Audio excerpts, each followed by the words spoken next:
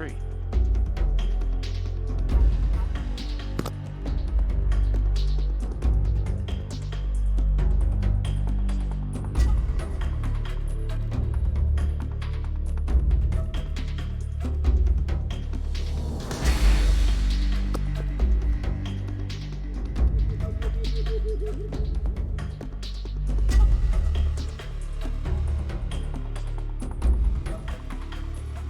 What's the change? Oh yeah. You move the background, change color, change invert colors, zoom,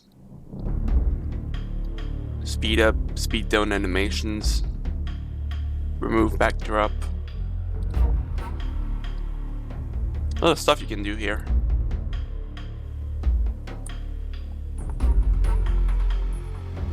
Alright, let's get started. One thing this game does have is Metal Gear and Metal Gear Solid, Metal Gear 2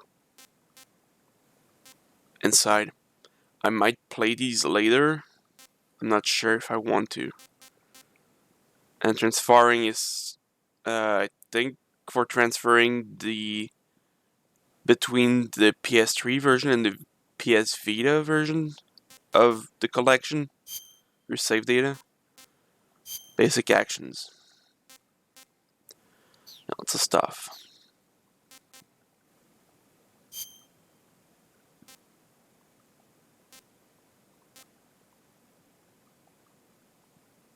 Oh, they're gonna... Never mind. What's the options again?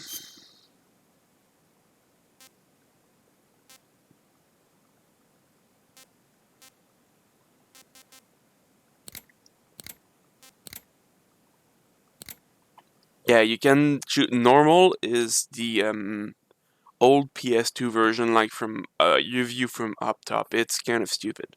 Third-person view is much better.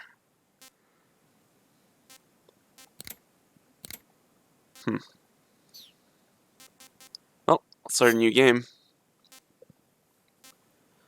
If you... Okay, this. Most people don't know what these do. I just went ahead and checked. If you choose this, you get no bonus. If you choose this, you get a stamina bonus. If you choose this, you get a... Well, that's kind of a spoiler. I won't choose this one. If you choose this one, you get like some extra camo, and you unlock the theater without having beaten the game. So I'm gonna go for this one, and because it's true, I like MGS1 over. Well, I like MGS3 better, but And of course, I'm gonna go in normal because I'm not good at this kind of stuff. Hold on. After the end of World War II, the world was split into two, East and West. This marked the beginning of the era called the Cold War.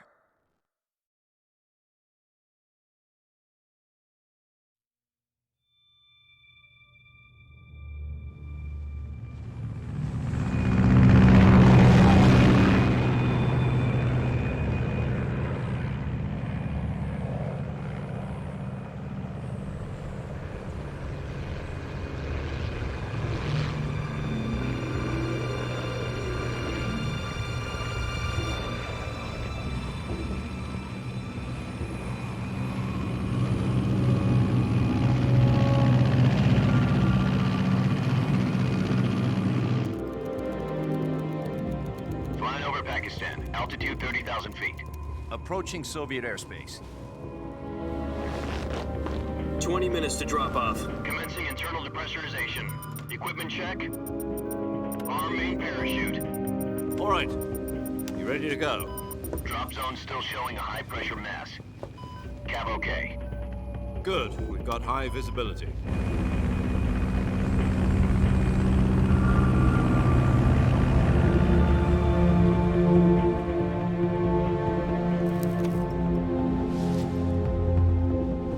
Put out that cigar. Connecting oxygen hose to interior connector. Put on your mask.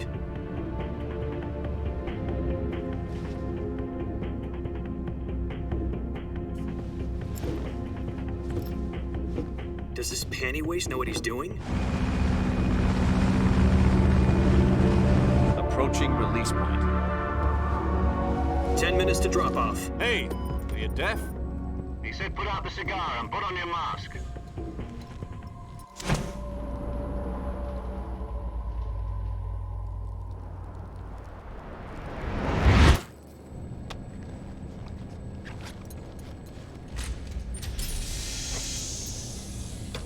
Depressurization complete. Checking oxygen supply.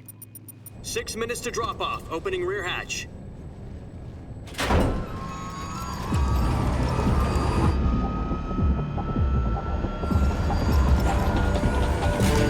Sunrise.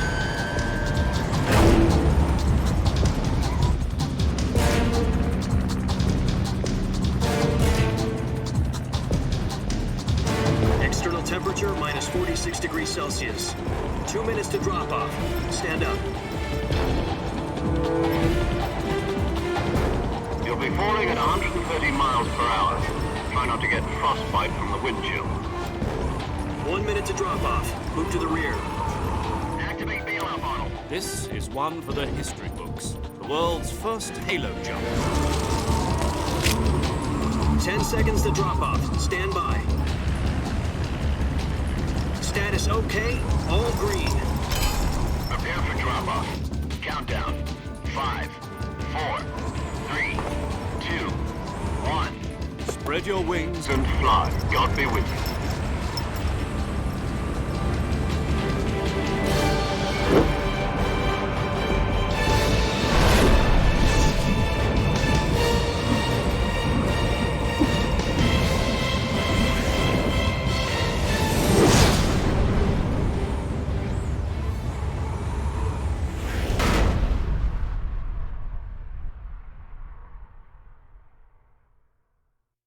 Jack, I've got some important news. The head of the CIA has finally given us the green light for the virtuous mission. Virtual mission? No, the virtuous mission. The future of our Fox unit depends on it. If it succeeds, we'll be officially organized into a unit. Virtuous mission? Sounds like some kind of initiation ritual. You know, don't get cocky. This isn't a training op. Right. So what exactly is this wonderful mission? Well, about 2 years ago, a certain Soviet scientist requested asylum in the West through one of our moles. His name is Nikolai Stepanovich Sokolov. He's head of the OKB-754 Design Bureau, one of the Soviets' top-secret weapon research facilities, and the East's foremost expert on weapons development. Sokolov? Isn't he that famous rocket scientist? The very same. On April the 12th, 1961, the Soviets achieved the first manned spaceflight in history. The Earth was blue, but there was no God. Well spoken. The rocket that carried Yuri Gagarin to orbit was the A-1, known as the Vostok rocket. Sokolov is said to be the man most responsible for the multi-engine cluster used in that rocket. After Gagarin's flight, Sokolov left rocket development to become the head of the newly established Design Bureau. From a lowly technician to head of a design bureau, that's quite a success story, so why do you want to defect? It seems he'd become afraid of his own creations. Afraid? Call it a crisis of conscience. And for that, he left his country and his family behind and went over the fence? Not exactly. One of his conditions was that his family was also to be taken safely to the West. We used a mole to get the family out first and succeeded in sneaking Sokolov over the Berlin Wall shortly afterwards. I was the one who conducted the operation. The security on the eastern side was still full of holes back then. Then what? We got Sokolov over in one piece, but the whole ordeal had left him exhausted, and we checked him into a hospital in West Berlin. It took him 2 weeks and more than 600 miles to get from the research facility in the Soviet Union to Berlin. He was in no condition to say anything coherent. And it was only a week later that we had something much bigger on our hands. The Cuban Missile Crisis. October the 16th, 1962, President Kennedy received word that the Soviets were in the process of deploying intermediate-range ballistic missiles in Cuba. President demanded that the Soviets dismantle and remove the missiles. At the same time, he announced a naval blockade to prevent further missile shipments from reaching Cuba. But the Soviets didn't back down, instead placing their armed forces on secondary alert. Soviet transport ships carrying missiles continued on course towards Cuba. US and Soviet forces went on alert for an all-out nuclear war. Frantic negotiations were conducted through the UN's Emergency Security Council and unofficial channels to end the hair-trigger standoff. Finally, on October the 28th, the Soviet Union agreed to remove its missiles from Cuba, and so the world avoided a nuclear holocaust.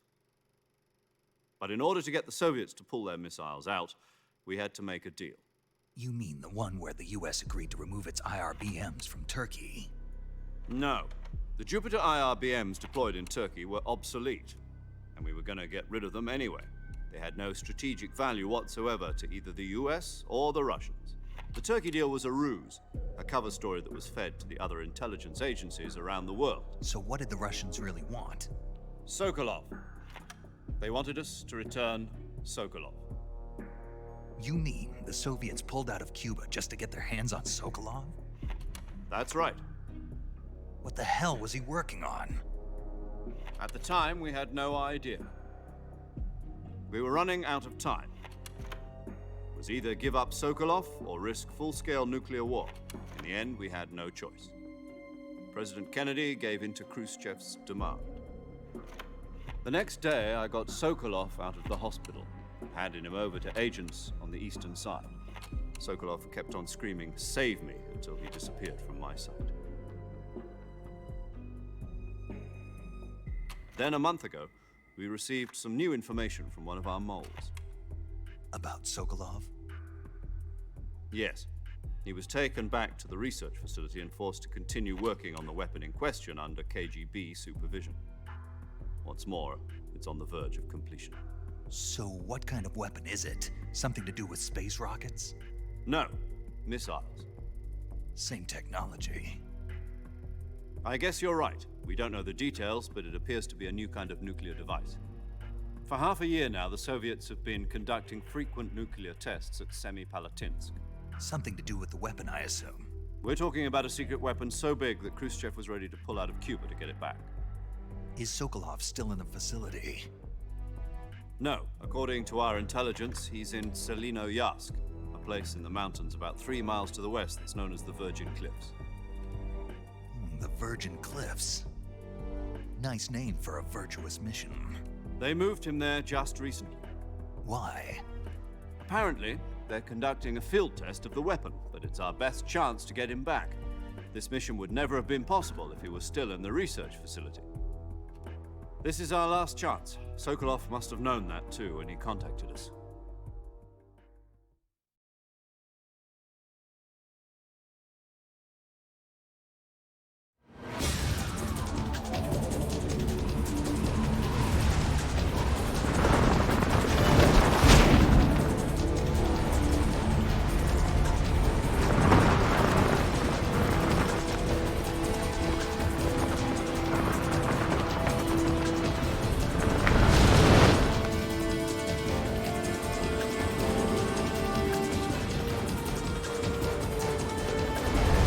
Listen up, Jack. Your mission is to infiltrate Selinoyarsk in the Soviet mountains, ensure the safety of Sokolov, and bring him back to the west.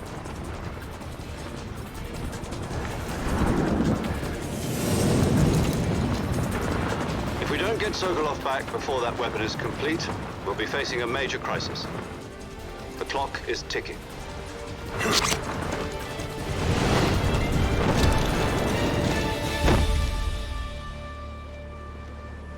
Once we've confirmed the rescue of Sokolov, stand by at the recovery point. A recovery balloon will be dropped at that point. Helium will be pumped into the balloon to inflate it. The process takes about 20 minutes. Once it's complete, the gunship's arm will latch onto the balloon and pull it up. The Fulton surface-to-air recovery system. I'm familiar with the theory. Take it easy. It's been combat-proven. Do you think Sokolov is up to it?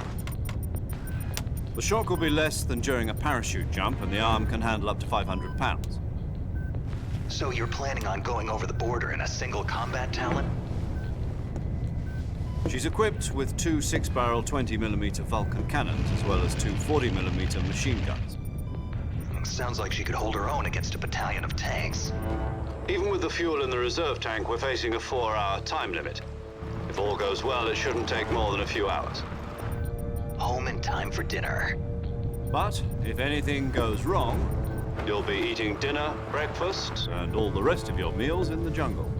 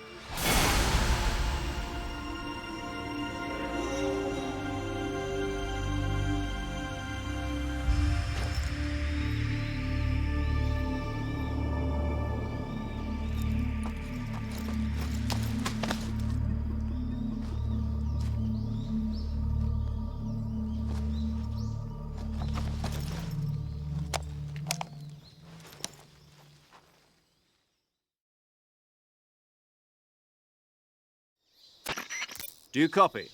You're already in enemy territory, and somebody might be listening in. From here on out, we'll be using code names to refer to each other. Your code name for this mission will be Naked Snake. I'll be referring to you as Snake from now on.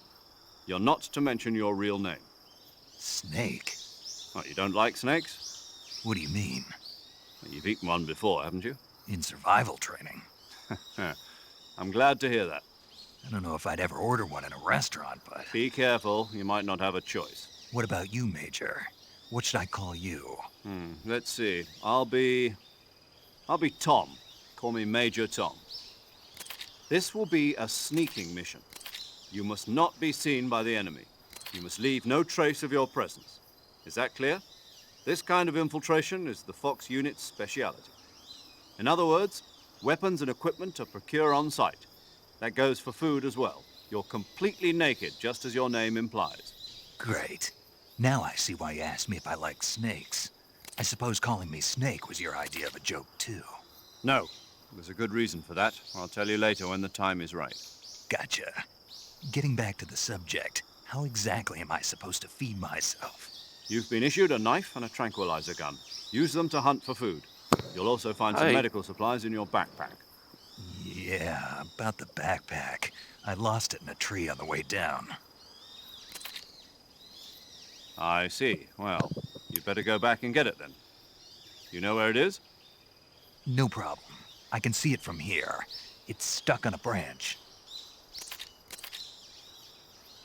To climb a tree, stand in front of a tree that's covered in ivy and press the action button. I'll be monitoring your progress over the radio. We can't risk violating Soviet airspace, but I'll be in the gunship. My frequency is 140.85.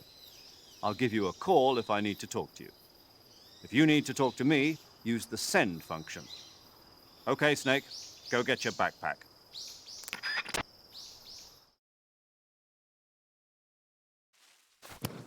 No, backpack.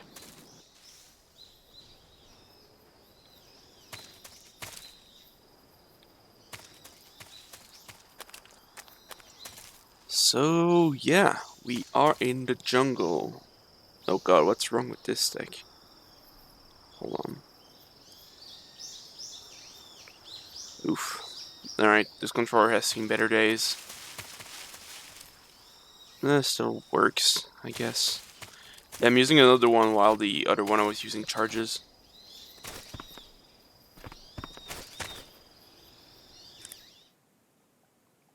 So this game seems to be constantly streaming info, so my drive is constantly running. Snake, first you need to find that backpack you lost on the way down. Your backpack got caught on a tree to the north. Try heading in that direction. Yeah, no, the original did, and it kind of sucked for it. Well, there's snakes here.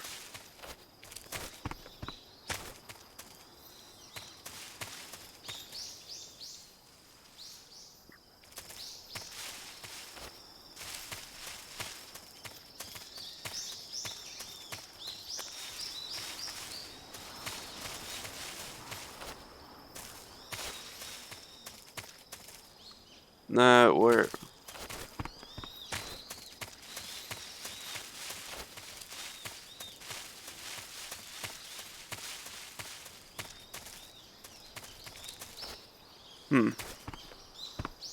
Oh, over here.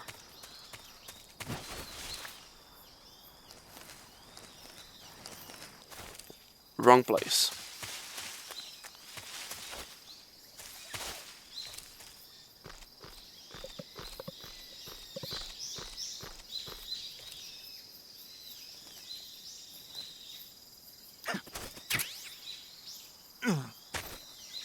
Here we go.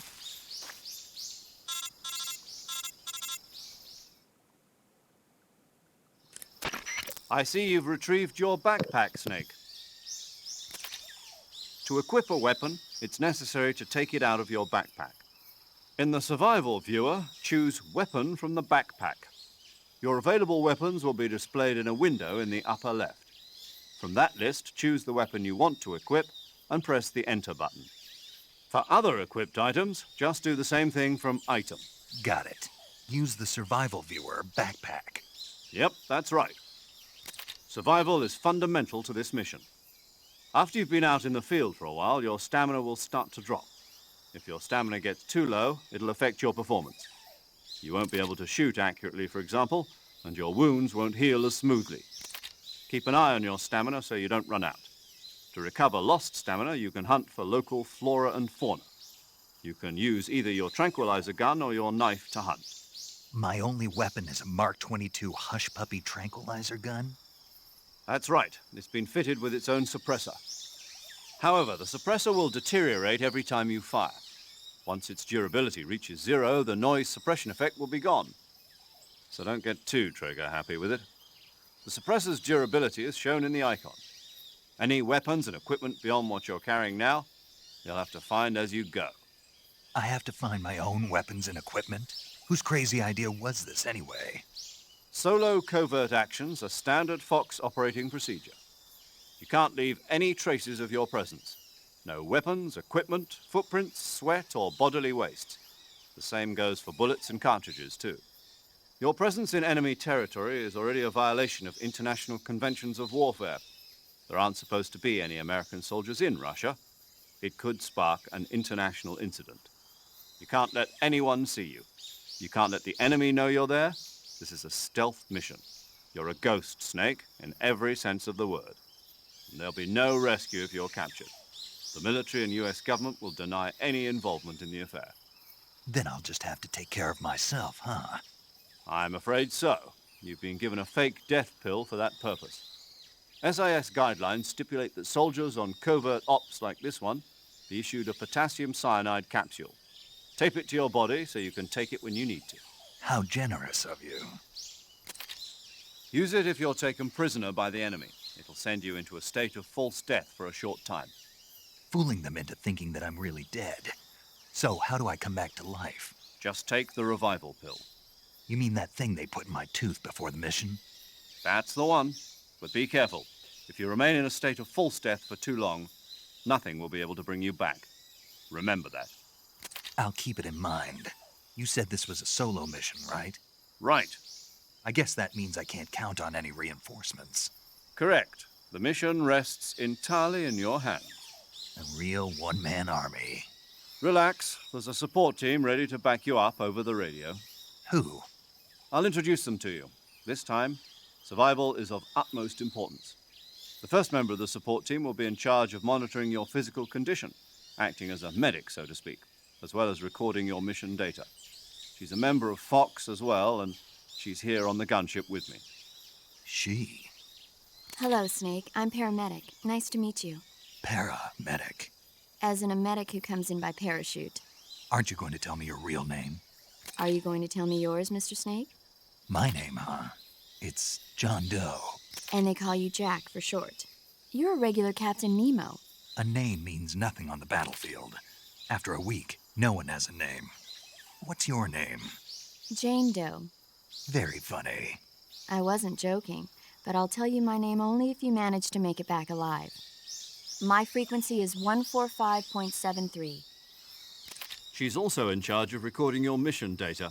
Whenever you want to save, send a message over the reserved save frequency, 140.96. So saving lets me record my mission data. That's right. It also records the state of your health. Good to know.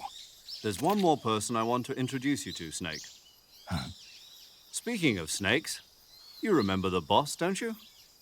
A legendary soldier and your mentor. Actually, it was the boss that got the DCI's authorization in the first place. She's going to be serving as Fox's mission advisor. The boss is? She also helped me plan this mission. She and I were at SAS together. Jack, is that you? How many years has it been? Boss? That's right. It's me. Oh.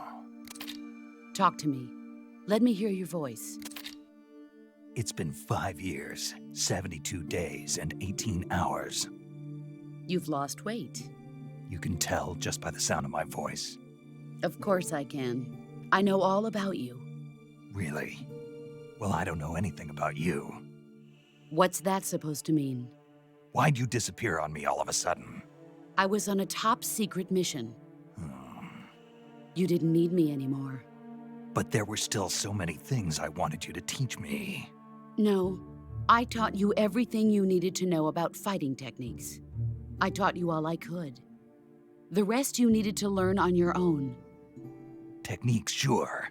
But what about how to think like a soldier? How to think like a soldier? I can't teach you that. A soldier needs to be strong in spirit, body, and technique. And the only thing you can learn from someone else is technique. In fact, technique doesn't even matter. What's most important is spirit. Spirit and body are like two sides of a single coin. They're the same thing. I can't teach you how to think. You'll just have to figure it out for yourself. Listen to me, Jack. Just because soldiers are on the same side right now doesn't mean they always will be. Having personal feelings about your comrades is one of the worst sins you can commit. Politics determine who you face on the battlefield. And politics are a living thing. They change along with the times. Yesterday's good might be tomorrow's evil. Is that why you abandoned me? No, it had nothing to do with you. I already told you, Jack. I was on a top-secret mission. A soldier has to follow whatever orders he's given. It's not his place to question why. But you're looking for a reason to fight. You're a natural-born fighter, but you're not quite a soldier. A soldier is a political tool, nothing more. That's doubly true if he's a career soldier. Right and wrong have no place in his mission. He has no enemies and no friends. Only the mission. You follow the orders you're given. That's what being a soldier is. I do whatever I have to get the job done. I don't think about politics. That's not the same thing. Sooner or later, your conscience is going to bother you. In the end, you have to choose whether you're going to live as a soldier or just another man with a gun. There's a saying in the Orient, loyalty to the end. Do you know what it means? Being patriotic. It means devoting yourself to your country. I follow the president and the top brass. I'm ready to die for them if necessary. The president and the top brass won't be there forever. Once their terms are up, others will take their place. I follow the will of the leader, no matter who's in charge. People aren't the ones who dictate the missions. Then who does? The times. People's values change over time, and so do the leaders of a country. So there's no such thing as an enemy in absolute terms. The enemies we fight are only enemies in relative terms, constantly changing with the times. As long as we have loyalty to the end, there's no point in believing in anything, even in those we love. And that's the way a soldier's supposed to think? The only thing we can believe in with absolute certainty is the mission, Jack. All right, but do me a favor. What is it? Call me Snake. Snake. Oh, right. Your codename is Snake. It suits you well. That's right. The legendary unit that the boss put together during World War II was a snake. The Cobra unit, a group of heroes that brought the war to an end and saved the world. As long as you've got a legendary hero backing you up, you'll be fine. Isn't that right, Snake? Yeah, I can't think of anyone else I'd rather have with me. Oh, and one more thing, boss. Yes? It's good to hear your voice again. Same here. After all, who knows if either of us will make it out alive? Snake, you are always best at urban warfare and infiltrating buildings. But this is the jungle. Survival is going to be key. Those CQC techniques I taught you are sure to come in handy. CQC? Close quarters combat, huh? I've been in the Green Berets for the past few years. I'm probably pretty rusty. Not to worry. I'll be here to help you remember. After all, this is your first actual survival mission. I'll be supporting you over the radio. Where are you, boss? Next to the Major? The boss is communicating with us by radio from aboard a Permit-class submarine in the Arctic Ocean. My frequency is 141.80. Call me if you need my advice on battle techniques. Gotcha. Your mission is to retrieve Dr. Sokolov. Dr. Sokolov is being held in an abandoned factory located to the north of your current position. Avoid heavy combat and don't let anyone see you. Don't forget that this is a stealth mission. Kind of worried for the FMVs if they're lagging like this. I don't know why. Try to remember some of the basics of CQC.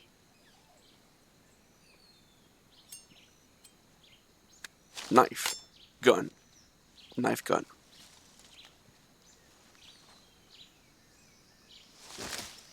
Commencing virtuous mission now. And after 30 minutes, we finally get... Well, not really. Got our first real gameplay. Let's talk to everybody.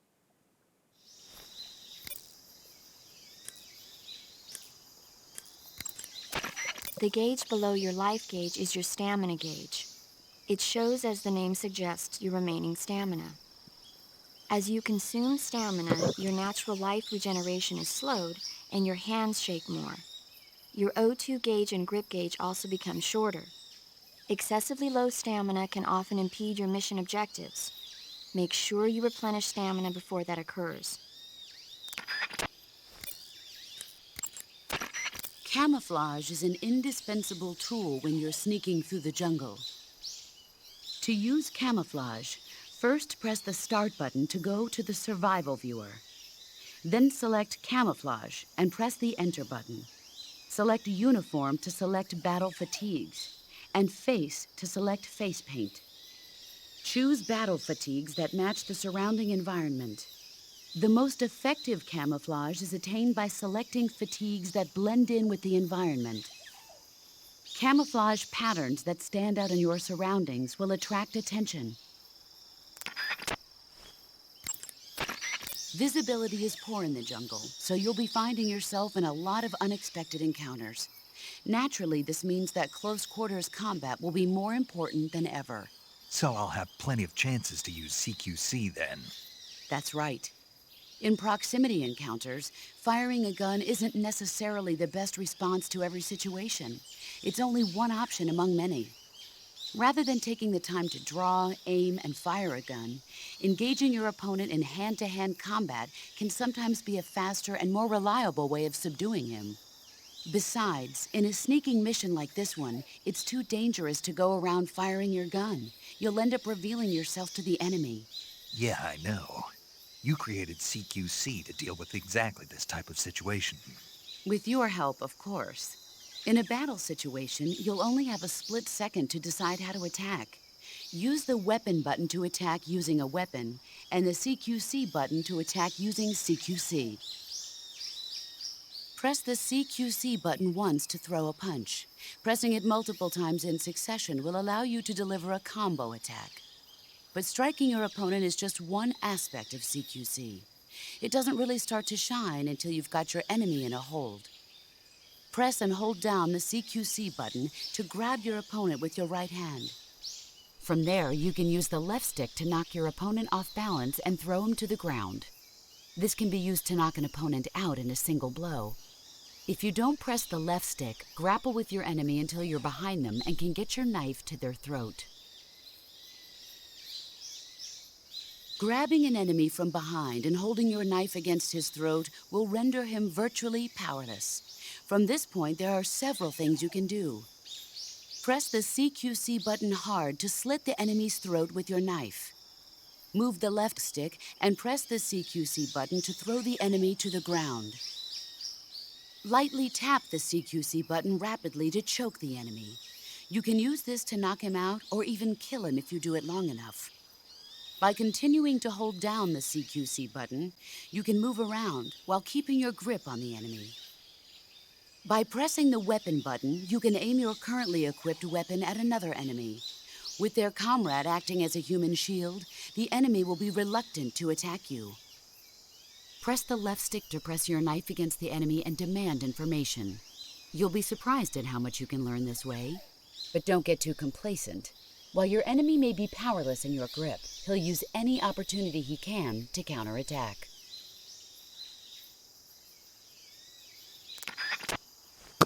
Oh boy, I'm kind of worried with these stutters in the videos and between dialogue.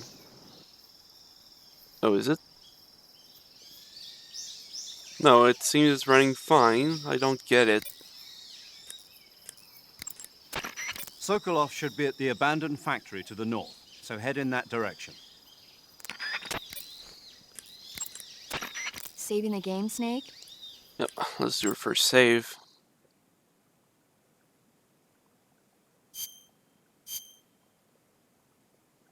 And saving in this game takes like a long time, I don't know why. Hey, Snake, you ever heard of Godzilla, King of Monsters? No, what is it? It's a movie. You haven't seen it? Nope. It's about this monster called Godzilla, who grows to an enormous size in a nuclear test and goes on a rampage in Tokyo. Nuclear test, huh?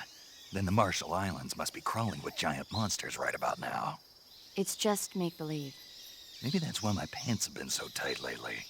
Snake, it's a movie, not a report out of Los Alamos. I know. So then what happened? Godzilla is immune to all weapons, and humanity has no way to stop the monster. Dr. Shirazawa develops a new type of weapon, but meanwhile, Godzilla is getting closer and closer to Tokyo, obliterating everything in its path. It was originally a Japanese movie, but they made an American version, too. I recommend seeing the original Japanese one if you ever get the chance. It's mostly mindless fun, but it's also got a serious anti-nuke message as well. Where can I see the original? You'll just have to go to Japan. Really? That's too bad. Well, if you wait 40 years, you might be able to see it in America, too. Why's that? 2004 will be Godzilla's 50th birthday. You think they're still going to be making Godzilla movies then? Of course! Everybody loves Godzilla.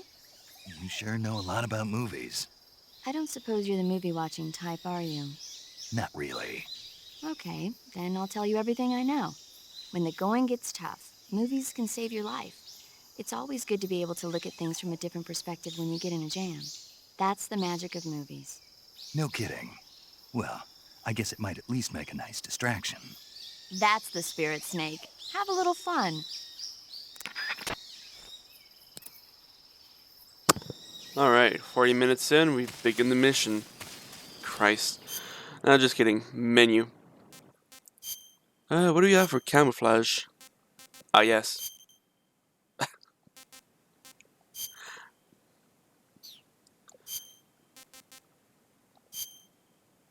Yeah, if you choose MGS2 at first, you start with this fucking mask. It gets some alternative dialogue. Okay, why does this game stutter? Come on.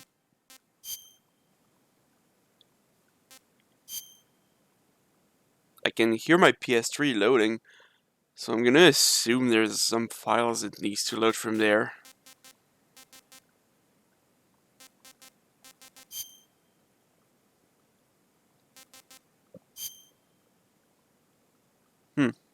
Weird. I don't think we'll be fine. What do we have equipped?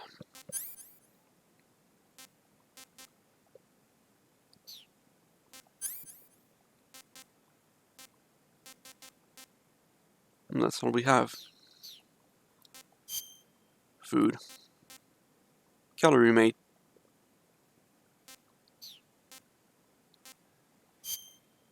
And our map. Ooh, my voice. Our map kinda sucks. It's just topography. Alright.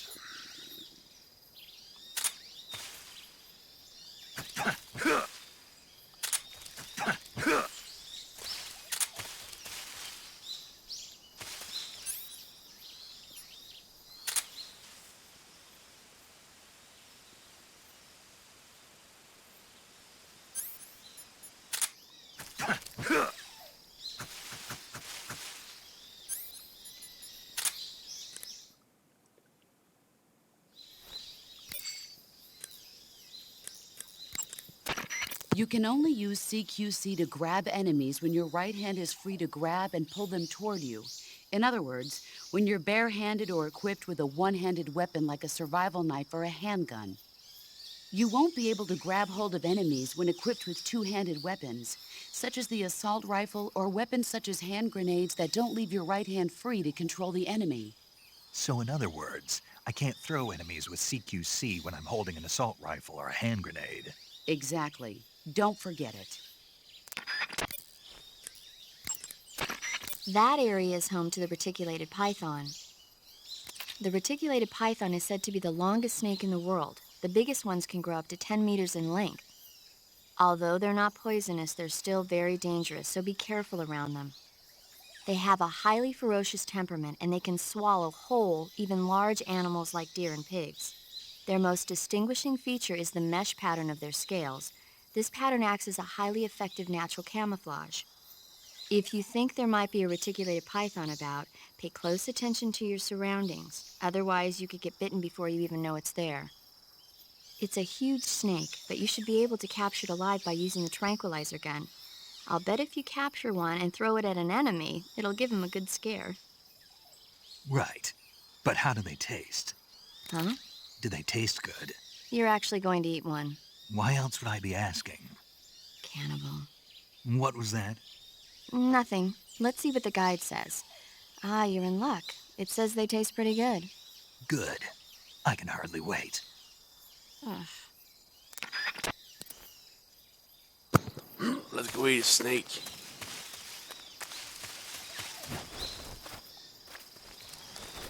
Nope. Okay, one thing you... Okay, that's stupid. One thing, there's a 3DS version of this game, and you can crouch walk. In this version, I don't know why you can't. It's kind of stupid, actually.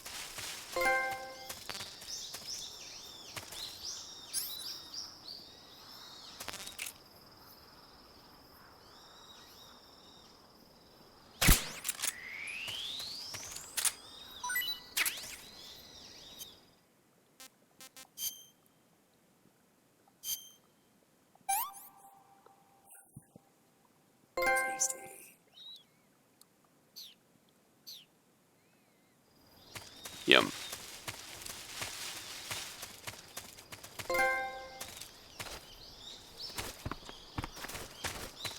I kind of should turn off these trophies. I don't care. Well, it can be funny sometimes.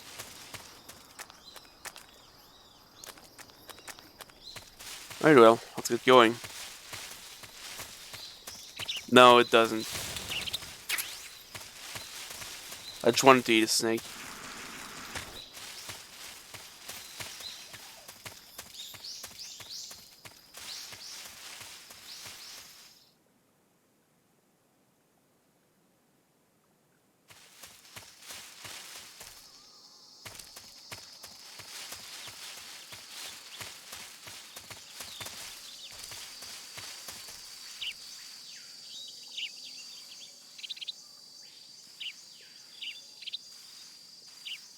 Frog.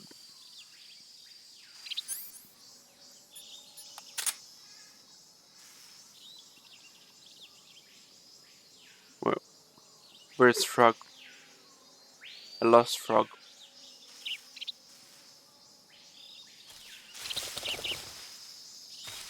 And these were birds.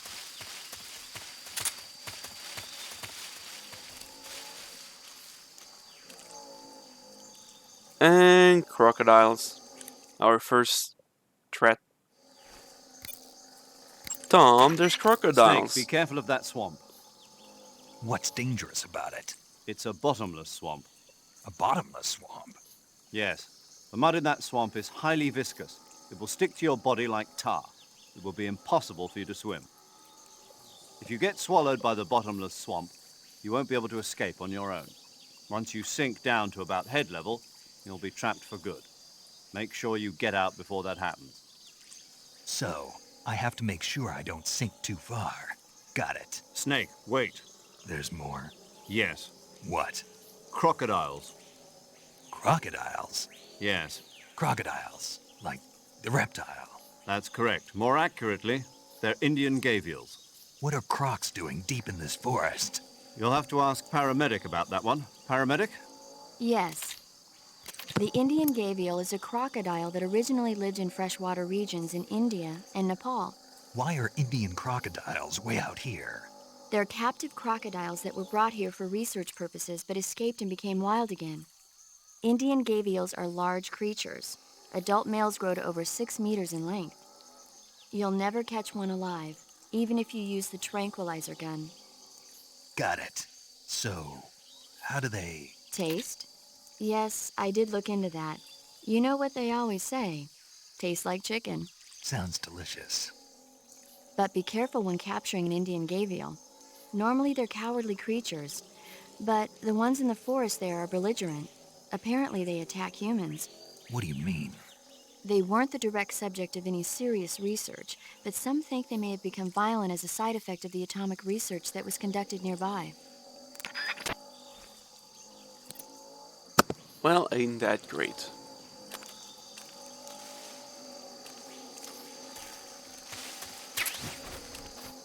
Bug juice.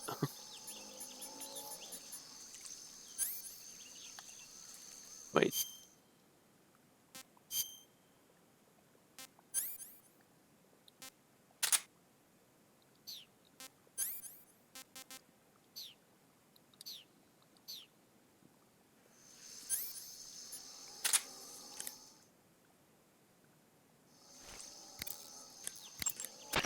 Snake, you will encounter Baltic hornets' nests in that area. Baltic hornets are a variety of hornets that inhabit that area. The difference between them and other hornets is that they produce honey in their nests. Inside the nests are larvae, pupa, and adults. You can eat them all. In particular, the honey you find inside the nest is delicious and full of nutrients. It's easy to digest and helps pep you up when you're feeling tired. In short, it's the perfect survival food. Honey can also be used as a burn ointment. When honey is applied to a burn, it creates a protective coating over the skin. When you knock down a hornet's nest, a burn ointment will appear along with it, so don't forget to pick it up. Of course, the hornets aren't going to give up their nest without a fight. If you knock a nest down, a large swarm of hornets will come flying out, so be careful. Well, ain't that great. So there's something I want to show. Oh, we can't do it yet. Never mind.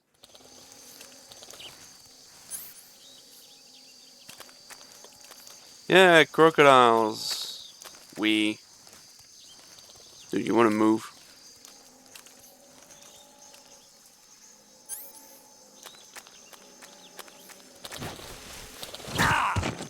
Ow, my face.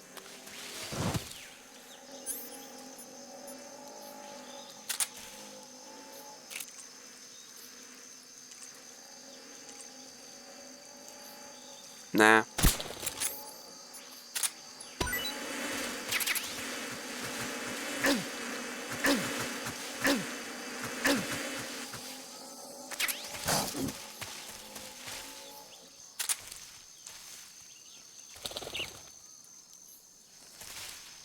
Can I get all the way there?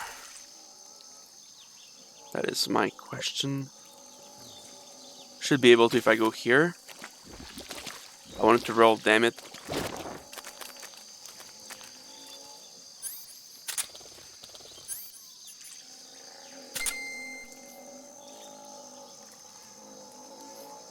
We do have this. It's the best radar we have.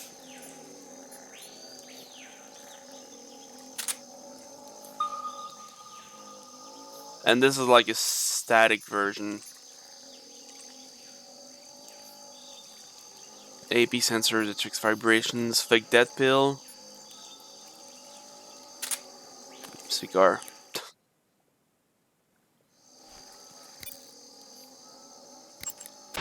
Eat food to recover stamina. Capture plants and animals to get food. I have information on the local plants and animals, so don't hesitate to ask. I see you're wearing the leaf pattern camouflage. The leaf pattern was developed to provide cover in forest environments. The U.S. military isn't the only one using it. Countries that anticipate operating in forest environments are developing various types of patterns, each suited to the vegetation of the particular region. The Soviets and the Eastern European countries all use their own unique patterns. Leaf pattern camo will give you an especially low profile in areas of thick vegetation. That's cool. Snake, once you head further north, you'll be entering enemy territory. You'd best get used to using camouflage and hunting for food while you have the convenience. Uh-huh. Wait, no one wants to talk about my cigar. No, we do have some scopes. But how do you zoom in? Oh.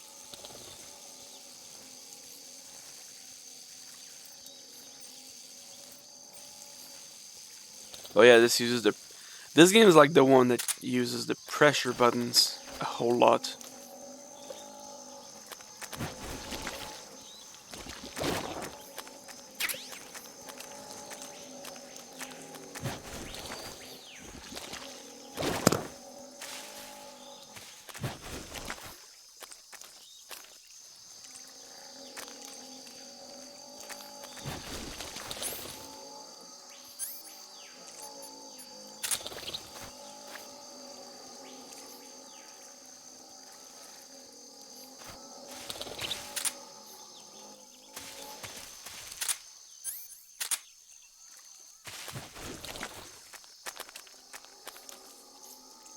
Oh yeah, you can toggle with the two view modes. This is the original view, which really sucks.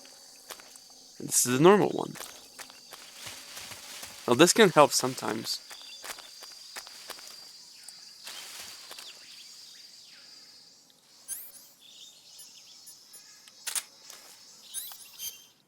But they don't get Mark 22. No, I just got a hornet's nest.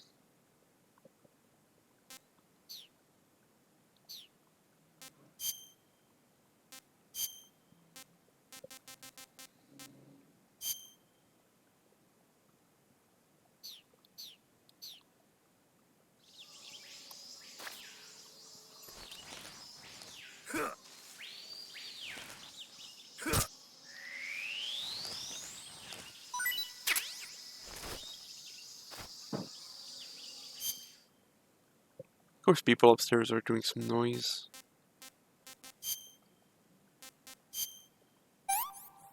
Well, I won't peek much this stream. That's tasty.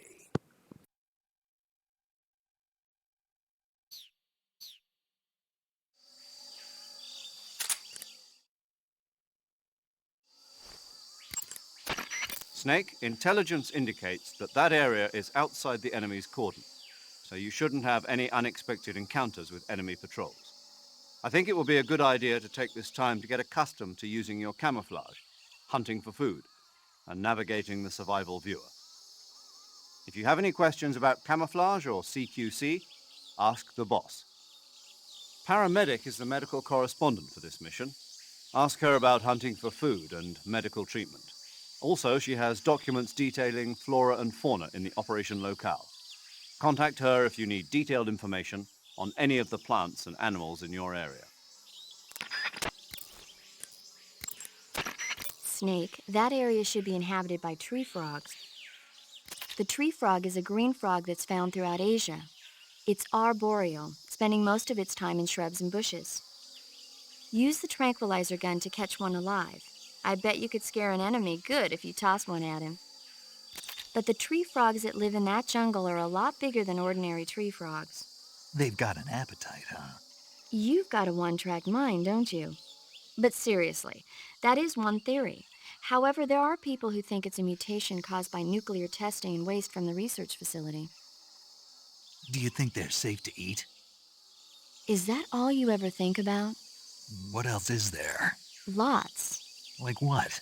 Like why a frog would get so big in the first place. Whether it's a temporary phenomenon created by a unique environment, or a permanent mark of evolution, or a product of the toxic waste coming out of the research facility. If it is the waste that's causing it, then it means humans are interfering with the ecosystem. It really makes you think about the changing relationship between... This isn't interesting. Oh, fine. Be that way. So, how about it? You mean, is it edible? Yeah, Well, I guess it's probably okay. probably. I don't know. The guide doesn't say anything. Pretty useless guide if you ask me. Well, try one for dinner and you can help improve it.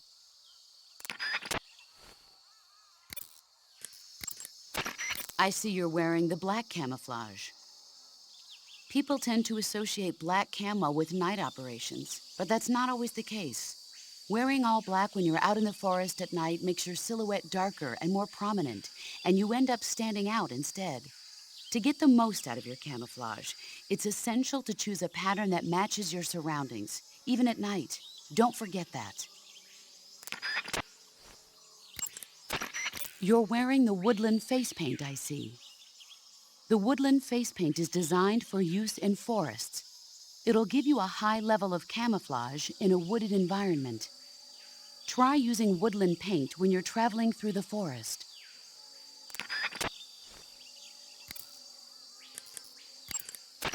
Sokolov should be at the abandoned factory to... Snake, that area is inhabited by magpies. Magpies are members of the crow family. They're distinguishable by their beautiful dark blue and white bodies and their long tails. Their favorite food is insects, but they'll also eat small fish, acorns, and fruit. They're omnivores, which means... They'll eat anything. Right, just like you, huh? If you use the tranquilizer gun, you should be able to capture magpies alive. Okay, so how do they taste? You always ask me that. Naturally. So, I've never heard of anybody actually eating a magpie, but I suppose there's no reason you couldn't. you don't say. Oh. I see you have a calorie mate. Calorie mate. The thing you're holding now? Oh, the little block that looks like a cookie? Try it, it's pretty good. Okay, but what is this thing? Never seen anything like it. Calorie Mate is an energy supplement that contains all the proteins, lipids, vitamins, carbohydrates, and minerals needed for a balanced diet. It's a well-balanced food. Because of that, it's just perfect for giving your body the nutrition it needs in combat. It sounds like a space-age food. Real astronaut food is not very good, but that should taste fine. Yeah, and it'll help balance out all this jungle food I'm eating. It's easy and quick to eat, so it's perfect when you're running late for an important mission in the morning. I've never been late for a mission. Really? Aren't you always keeping people waiting? Huh? It's easy to keep track of your calorie intake and receive the nutrition your body needs, so it's good for losing weight, too. All of the geisha girls in Japan use it for watching their calories. Is that why they're all so slim? Right. And any diet where you eat nothing at all is bad for the body. I see. You seem to know a lot about Japan, don't you? Yes, I love Japan. To take a rest, all you have to do is save and exit the game. The next time you load your saved data and continue the game, your stamina and life will have recovered. How much they recover depends on how long of a rest you take. So the longer I rest, the more I'll recover. That's right. If you're so exhausted that you don't even have the strength to find food, save the game and take a rest and you'll be back on your feet. I hope that never happens. So do I. But you never know. Just don't forget, okay? I won't. Yep, if you save it counts as sleeping. Sort of. That's kind of cool. Normally, you would ask a fellow soldier how well your camouflage is working. But this is a solo sneaking mission, so nobody out there is on your side. You have to determine how well your camouflage is working by yourself. Yeah, I know. Don't worry, that's what the camo index is for. The camo index tells you how well you've imitated the surroundings. The higher the index, the more well disguised you are. With a high enough camo index, you can even fool enemies inches away. If you are in an area where encounters are a high concern, keep your camo index high. Got it?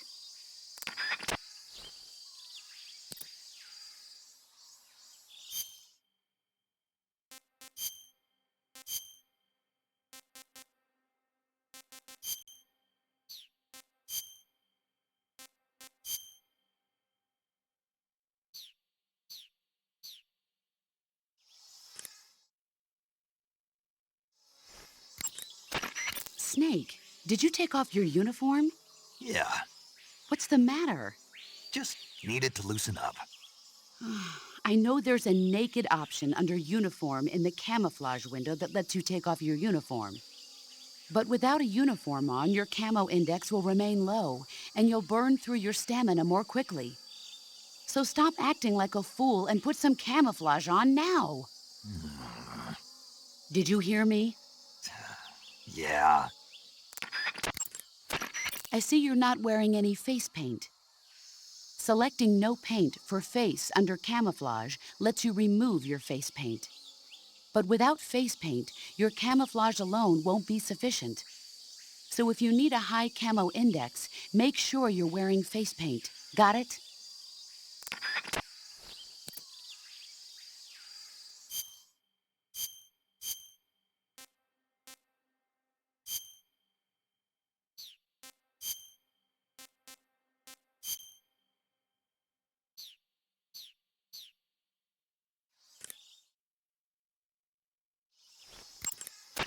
I see you're wearing the tiger stripe camouflage.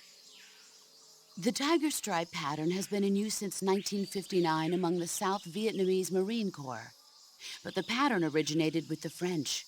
It's said that it developed out of the brushstroke pattern, also known as lizard camouflage. It provides some cover in trees and grass, but it's especially effective in earth and mud environments. You should find it useful when you're concealing yourself by crawling on the ground. In my day, I did my share of sneaking into enemy territory. you mean since World War II? Yeah, mostly snatch missions. Snatch mission. That's where you abduct an enemy officer without killing him, right? Right. That's where I got the original idea for CQC. In a snatch mission, taking out the target's escorts by shooting them is not an option. If the enemy hears the gunshot, they'll know there's an intruder and tighten security. And the target will sense danger and try to get away. You needed a way to take out the guards and secure the target without making a sound. That was the idea. The CQC style that you and I developed is based on the techniques I cultivated during those missions. So... First time I've heard this. Huh? You've never told me any of this before. I didn't? No. Why? Hmm. Why didn't you tell me this before? Why now? I have my reasons.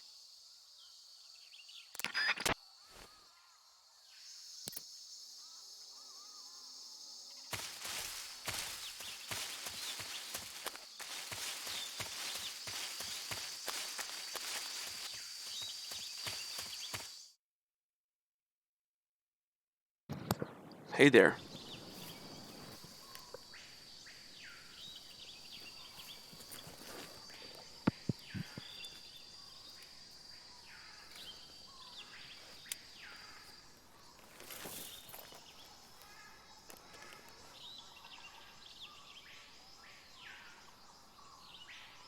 Major, I've spotted 2 enemy soldiers.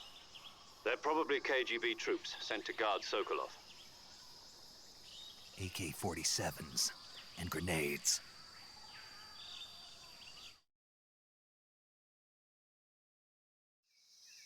Snake, your presence in Soviet territory is already a violation of international law. You can't let the Kremlin find out that the CIA and the American government are involved. Contact with the enemy is strictly prohibited. Don't engage them in battle either. This is a stealth mission. Got that? The Major is right. The point of this mission is to sneak through the jungle without being seen. The success of the mission depends on how well you use your camouflage. Change your camouflage by selecting Camouflage from the Survival Viewer. The Uniform option lets you pick your uniform, while the Face option lets you change your face paint. Choosing camouflage that blends in with your surroundings will help you conceal yourself more effectively. Thanks for the tutorial, I've already done this. Also, don't forget that anything that moves will stand out in the jungle. If you just stand up and run around like an idiot, you're bound to be spotted. But if you crawl instead, you should be able to sneak by without being noticed. You can see how effective your camouflage is by looking at the Camo Index. The Camo Index shows how well your current camouflage blends in with the surrounding area. The higher the value, the harder you are to spot, and vice versa. The key is to make yourself one with nature. Keep that in mind as you go along, okay?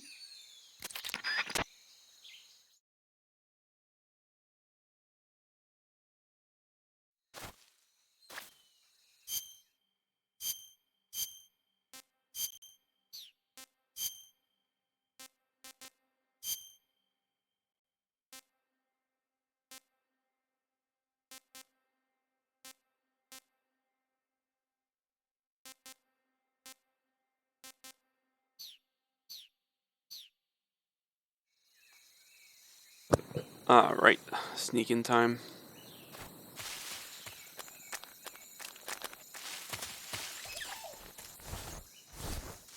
Yep. So, basically no radar. We are on our own in the grass. We can do this though to see a bit better.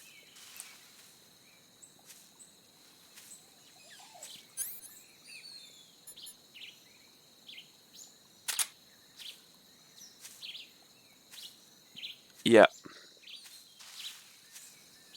Yeah, no, this camera sucks.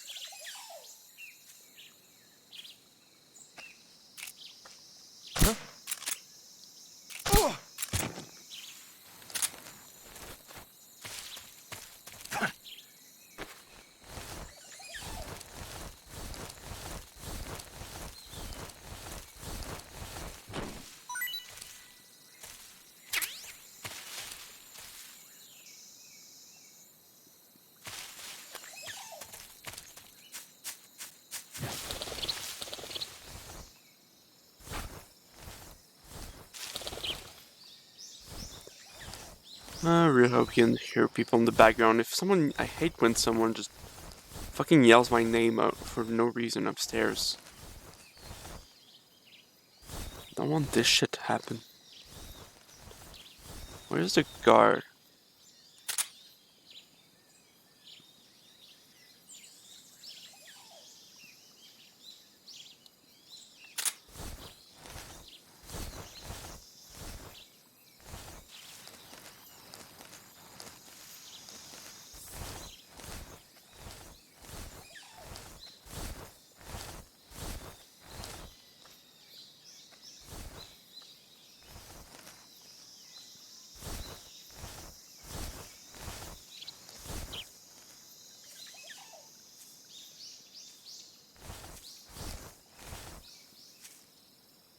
Oh, there he is.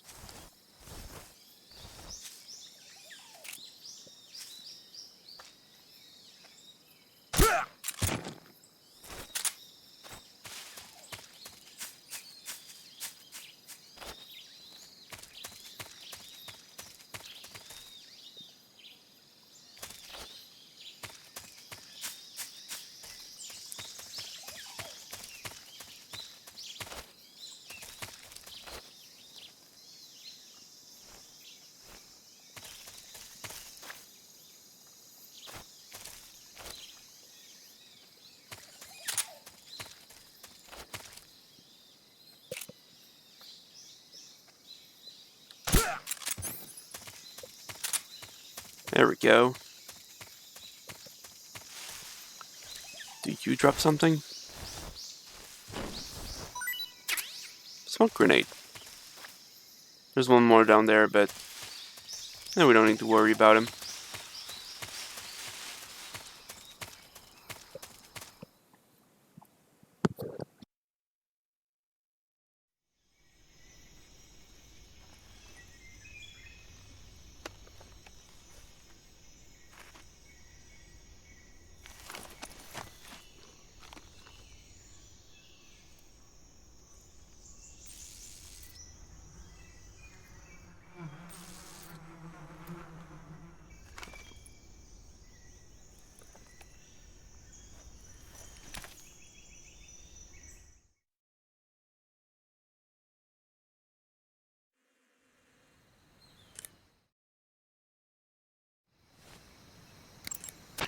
Snake, when you knock down a hornet's nest, a large swarm of hornets will come flying out. If used wisely, this can sow panic among the enemy, but if you're not careful, the hornets may end up attacking you. If you're attacked by hornets, wiggle the left stick around and wave your survival knife to shoo them away. Smoke is another useful tool in keeping hornets away. If you're attacked by hornets, I'd advise you to try using a smoke grenade. And if you use the insecticidal bug juice, the hornet should stay away as long as the effect lasts. Hornets are prone to becoming agitated and aggressive when they see the color black. Their attacks will be more vicious if you're wearing black clothes. If you're attacked by hornets, you should change into white clothes.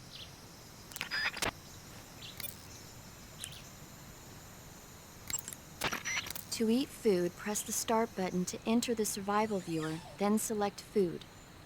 Select the food you want to eat and press the Enter button. Select Eat and you will eat the selected food.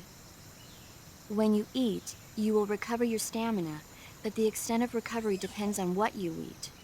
When your stamina is down only slightly, you should save your tastier morsels for later. But don't leave food for too long or it'll rot. This is where a little planning ahead goes a long way. Okay, do you guys have any kind of lag? Recently my streams have been dropping like frames randomly. Like it's dropped like 300 frames. So I mean that's like 4 or 5 seconds, but still. This is a solo sneaking mission. It's annoying. There's no one out there to support you. You'll need to be more than just a soldier.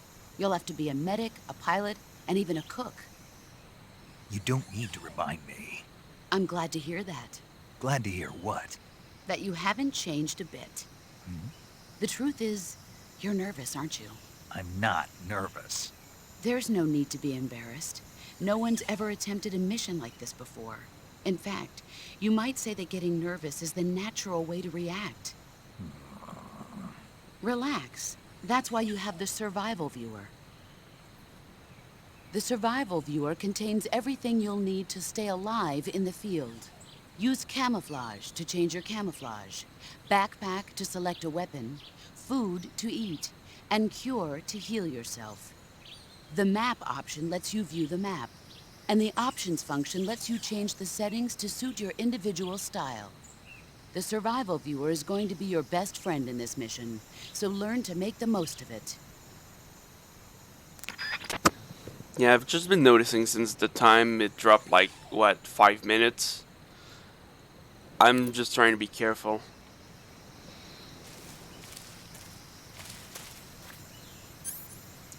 But yeah, hornets.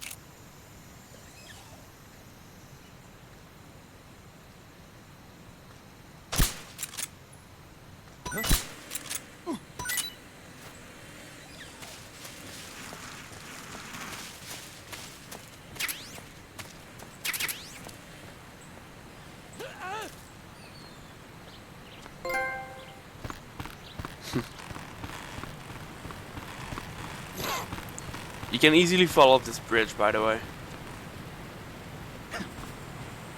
Also, this is a thing you can do. Hope I don't fall.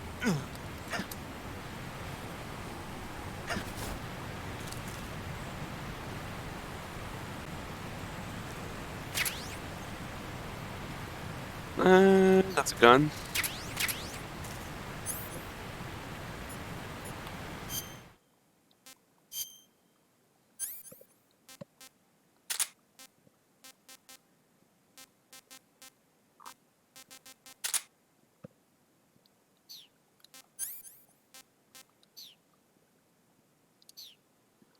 Alright, you got a bunch of stuff. Let's talk to people about it. That's what we do, right? I see you found a Yabloko Moloko. Diablo, what now? Yabloko Moloko. It's a Russian name that roughly translates as milk apple. It's a type of star apple. The juice is thick and sweet, like milk, hence the name. And if you cut one in half lengthwise, you'll see a star-shaped ring radiating out from the center. Hence the star apple. Right. The star-shaped part has a gelatinous texture and is said to be especially tasty. Sounds useful, You're welcome. for once. Did you say something? No, back to the mission. You should be able to find Siberian inkcap mushrooms growing in that area. The Siberian inkcap is a mushroom from the inkcap family. Its life cycle is transitory. As soon as the spores mature, the cap starts to turn black, liquefy, and melt away. And that's why they call it an ink cap? That's right. It doesn't really turn to liquid, but you get the idea. In its immature state, before it melts away, it's valued as a source of food. Just be sure not to eat them while you're drinking alcohol. Why's that? Ink caps contain coprin, which inhibits the function of aldehyde dehydrogenase. This prevents the body from breaking down alcohol, causing a buildup of acetaldehyde. Meaning? Meaning it will give you the hangover from hell. Oh. Wait a minute. What? You think I'd drink alcohol in the middle of a mission? Wouldn't you? Hell no. Well, I'm knocking a shot back now. What? Just teasing you. Oh, come on. Where's your sense of humor? I need a drink. Choose battle fatigues that match the surrounding environment. The most effective camouflage is attained by selecting fatigues that blend in with the environment. Camouflage patterns that stand out in your surroundings will attract attention.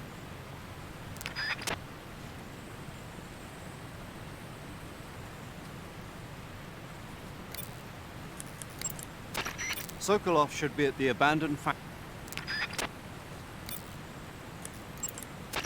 Snake, that area should be inhabited by tree frogs. The tree frog is a green frog that's found throughout Asia. It's arboreal, spending most of its time in shrubs and bushes.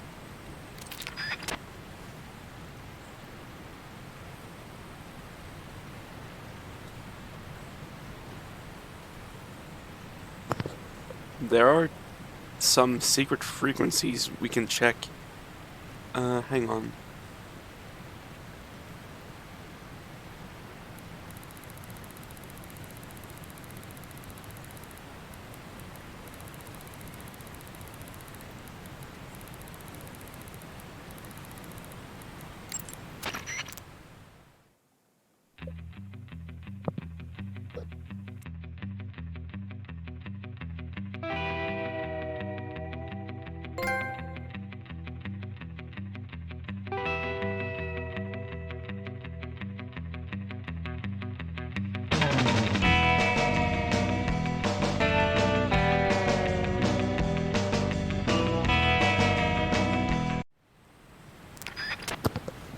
Yep, and there's plenty more.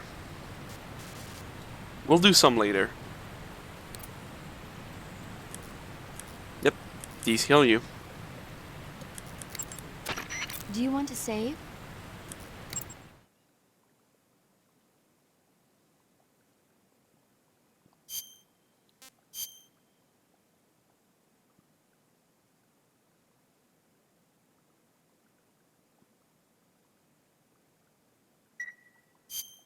Snake, do you know the creature from the Black Lagoon?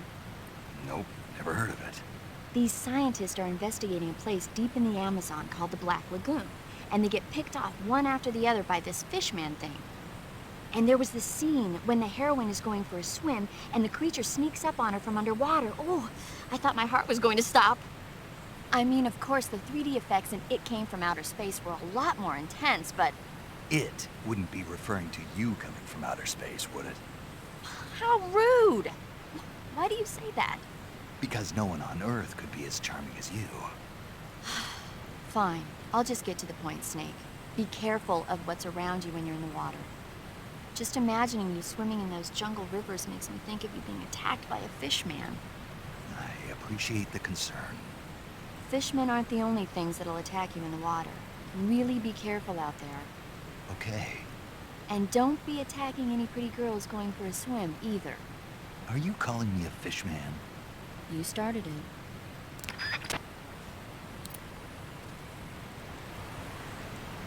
Well, that was interesting.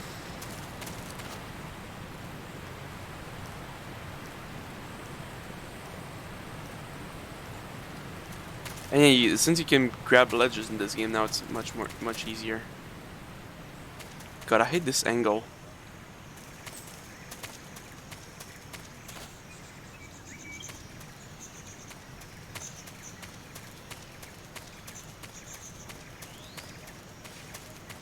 Hey, if you wait too long, they eventually come back to patrol this area. So if you knock the beehive, just go ahead.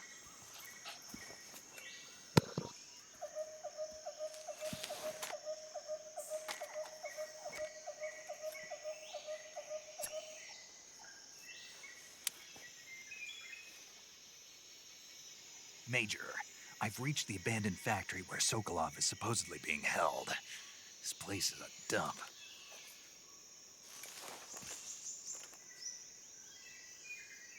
I can't see Sokolov from here. The security is pretty tight. There are sentries posted around the perimeter. I wonder how many are inside.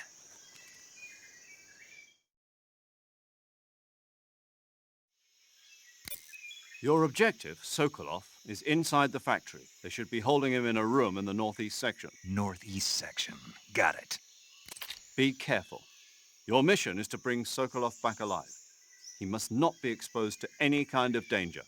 And do not approach Sokolov while in the alert phase. Right. Oh, and one more thing, Snake. You mean there's more? No, it's just that when you get to Sokolov, I want you to tell him something from me. And that is? Sorry for being so late. Is that all? Yes. Understood. Beginning my approach to the target.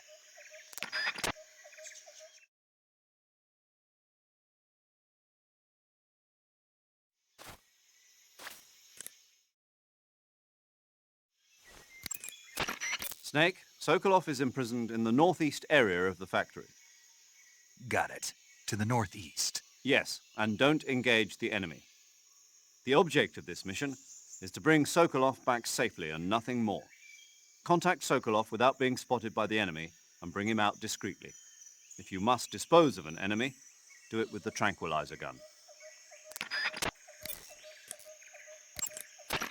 When you get hurt, your body will heal itself naturally over time. However, the speed at which your life recovers depends on how much stamina you have at the time. The more stamina you have, the faster you'll recover. So if you want your wounds to heal quickly, you should eat something and replenish your stamina first.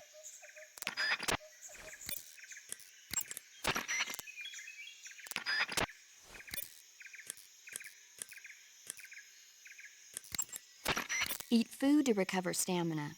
Capture plants and animals to get food. I have information on the local plants and animals, so don't hesitate to ask.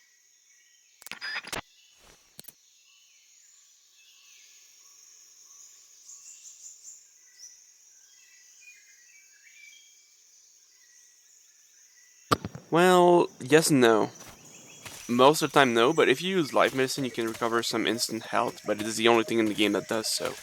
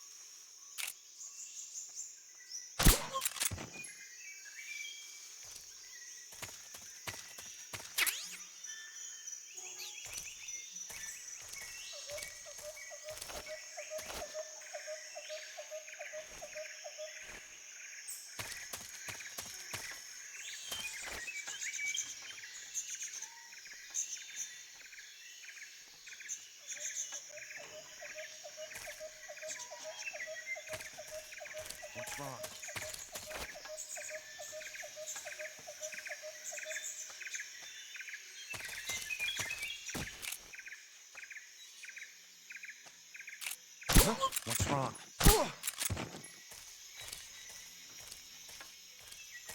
Huh? Who was that?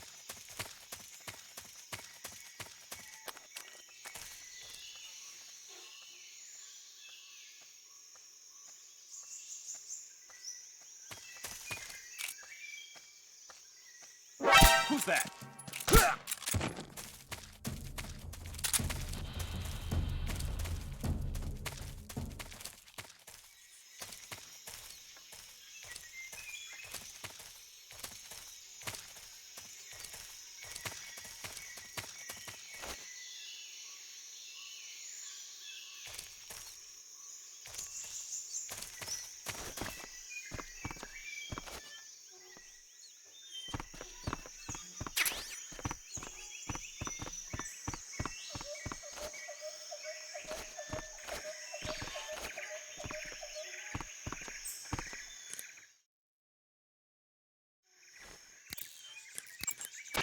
Snake, as I said before, this mission is only to bring Sokolov back safely.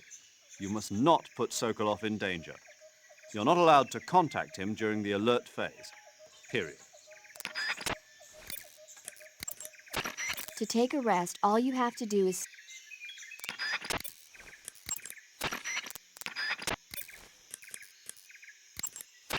You want to save?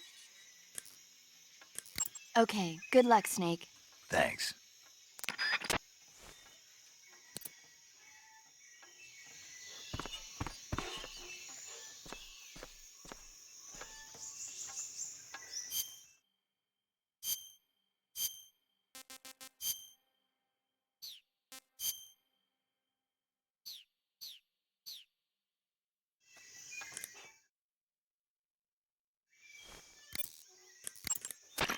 Snake, when you meet Sokolov, don't go in wearing that mask. Why? He won't like it. Won't like it? No. Why not? Just trust me, he won't. Yeah. You'll need Sokolov's full cooperation to complete this mission successfully. Don't do anything to make him lose confidence in you. When you go in to meet Sokolov, make sure you remove your disguise. Got it?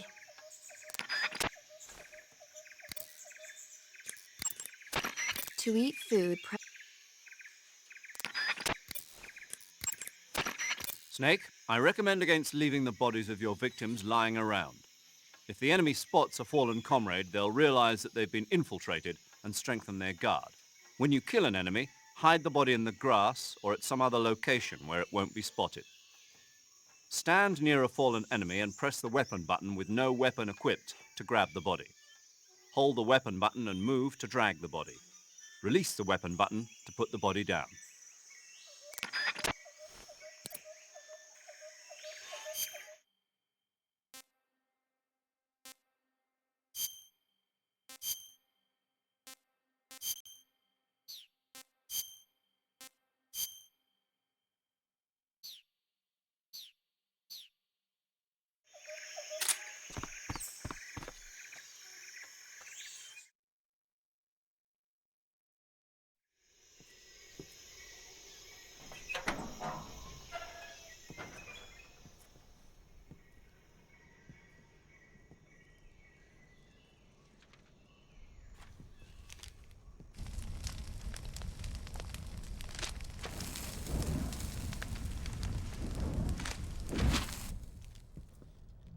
You must be Sokolov. Are you one of Volgin's men? You'll never get it from me. No. I'm a CIA agent. I've come to escort you back to the other side of the Iron Curtain. You're CIA? Yeah. I was sent by Major Zero, the man who got you out 2 years ago. Zero? I have a message from him. What is it? He said to tell you sorry for being so late. Did he now? What does it mean? It means he's a man of his word.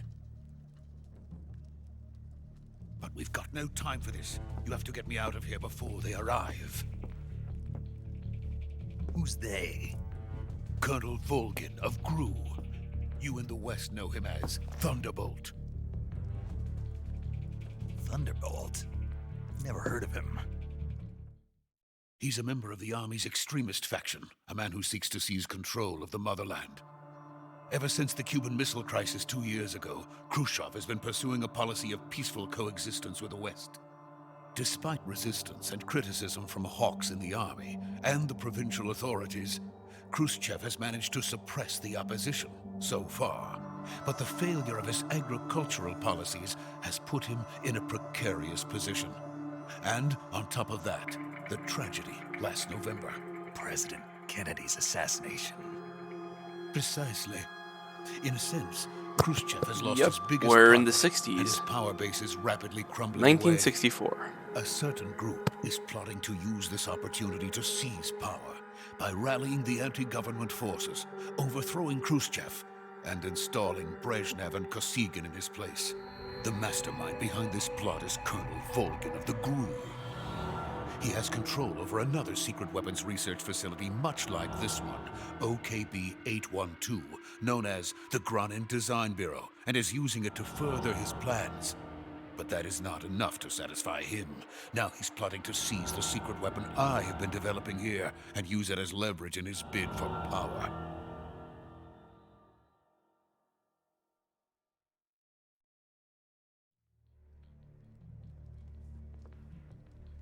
The intelligence says that they are going to make their move during the test. Then, the soldiers outside. Exactly. They wouldn't need that many men just to keep me inside. Their orders were to prevent Colonel Volgin from capturing me. Even if it meant killing me in the process, or so it would seem.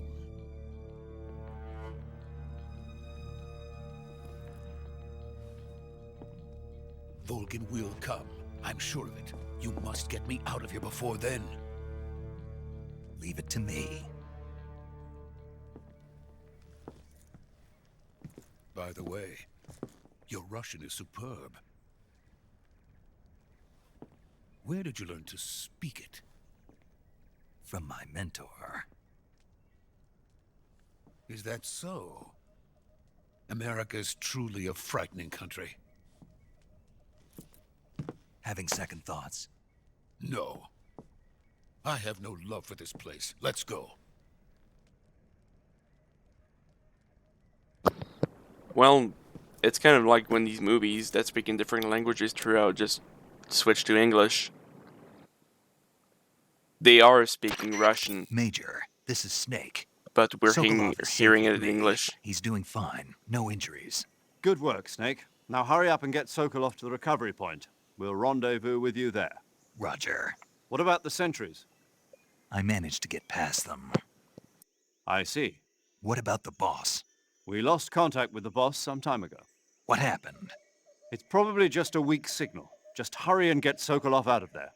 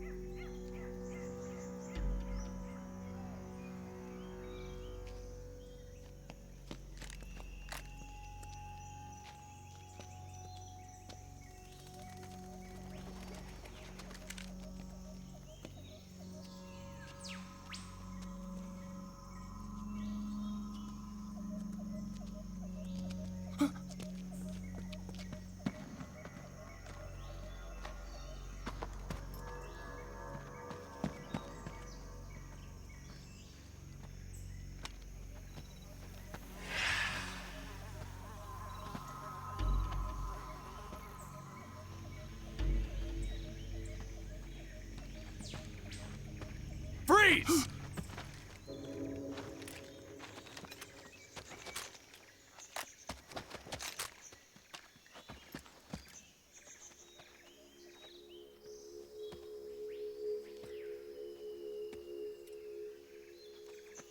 So this is the legendary boss. Huh?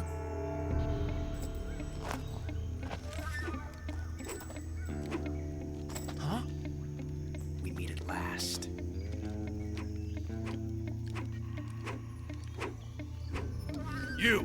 You're from the Ocelot unit of Spetsnaz. Huh. What's a GRU soldier doing here? Soldier?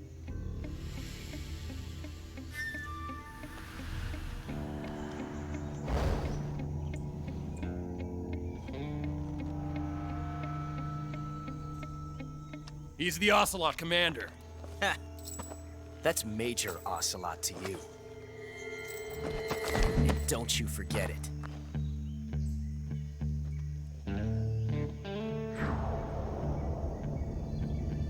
Sokolov is ours. Now get out of here. And Ocelot never lets his prey escape. What?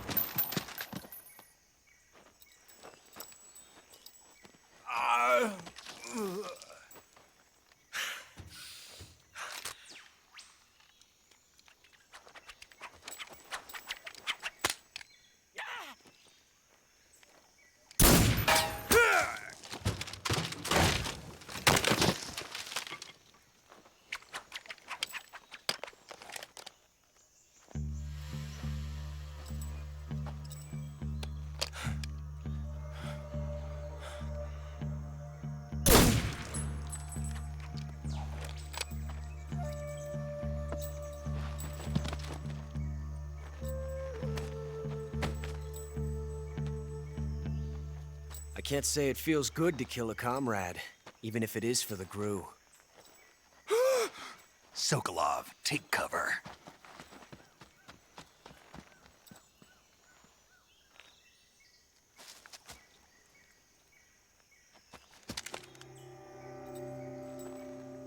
Huh.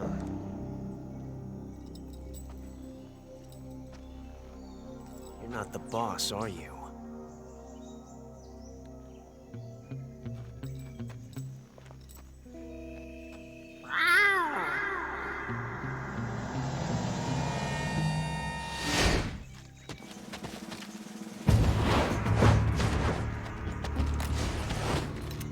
GRU operatives! What is that stance? Huh. That gun.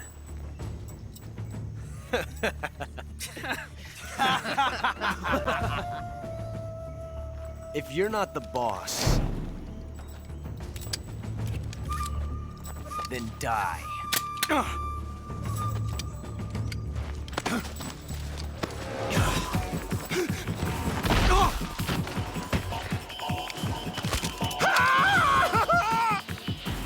Major! Leave it! Shoot the other one! Whoa!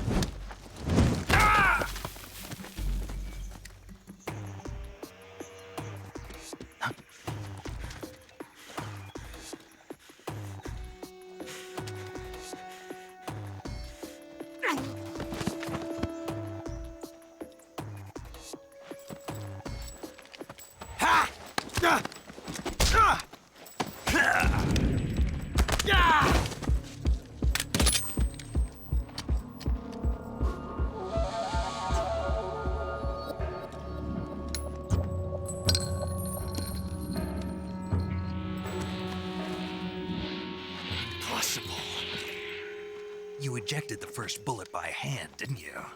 I see what you were trying to do.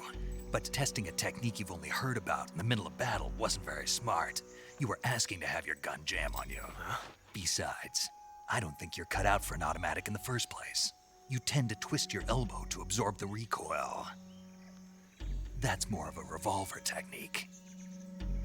You filthy American dog!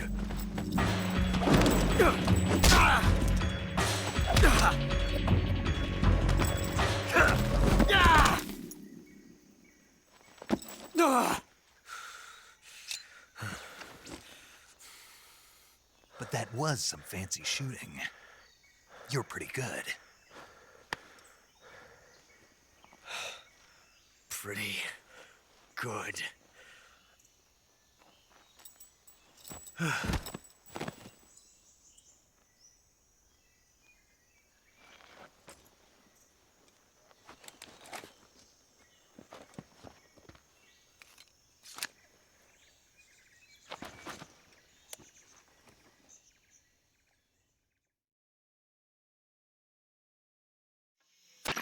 Major, do you read me? I read you. Snake, you all right? I've run into a few snags. These guys were after Sokolov, too. Apparently, they were taking orders from a GRU colonel named Volgan. A GRU colonel? Part of an internal Soviet power struggle, according to Sokolov. Something between the KGB and GRU. Between Khrushchev's supporters and Volgan's. Sokolov was being guarded by the KGB and hunted by GRU? Snake, it sounds like this could be even hotter than Cuba. I don't like it. Something about the whole thing stinks. I agree. You'd better hurry. Sokolov ran off by himself, but I'll catch up to him. We're counting on you.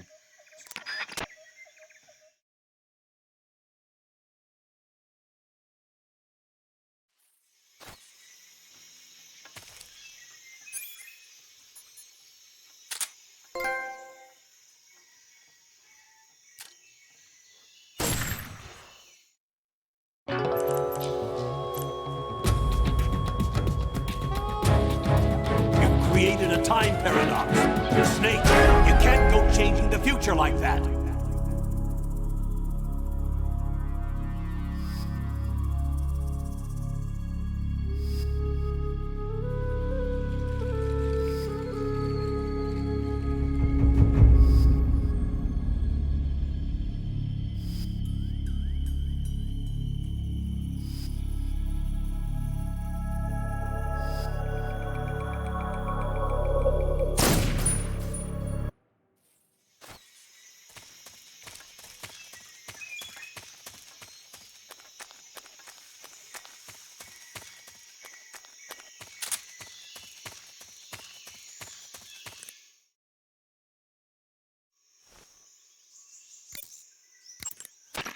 Snake, stay alert. The KGB and GRU both have their sights set on Sokolov. GRU is a military espionage outfit, the intelligence wing of the Soviet Defense Ministry's General Staff Office. It competes with the KGB, which is under the Ministry of Internal Affairs, and the two are always watching each other. Never let the left hand know what the right hand is doing. Exactly. Now, added to that rivalry, there's a vicious power struggle going on between the Khrushchev faction and the anti-Khrushchev faction. So Khrushchev is using the KGB, and Volgan and the anti-Khrushchev forces are using the GRU? That's the idea. The two factions are fighting over Sokolov. We're in an extremely dangerous situation here. Yeah, I'm aware of that. Get Sokolov out of there safely. No, it's not. He must not be turned over to the KGB or to the GRU. Sokolov took There's off so in the much direction of the dialogue. rope There is not bridge. Get much after him. opportunities Hurry. for me to speak.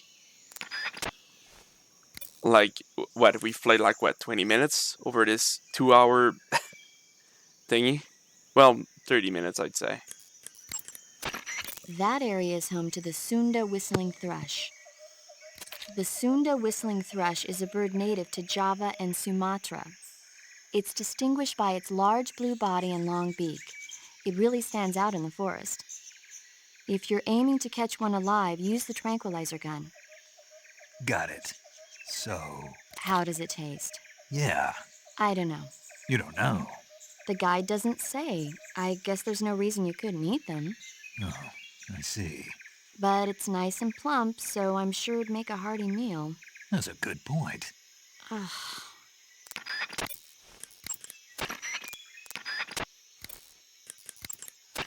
Major, have you been able to contact the boss? No. You really think it's bad reception? We're looking into it. Major. Snake, you've got more important things to worry about than contacting the boss. Right now, Sokolov is out there wandering around the jungle alone. What are you going to do if he gets caught by the enemy? We're still looking into why we lost contact with the boss. I'll let you know as soon as we find anything out. In the meantime, it's your job to find Sokolov and get him to safety. Got it?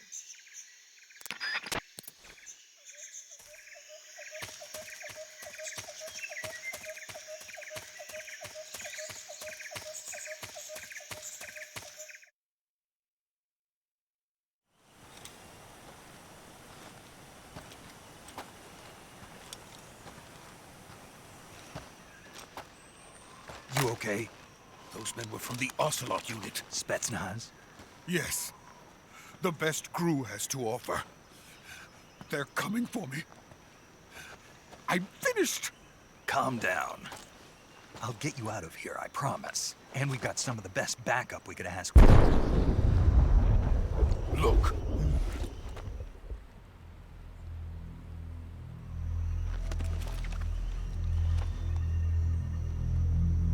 That's what they were making you build? Yes. The Shagohod.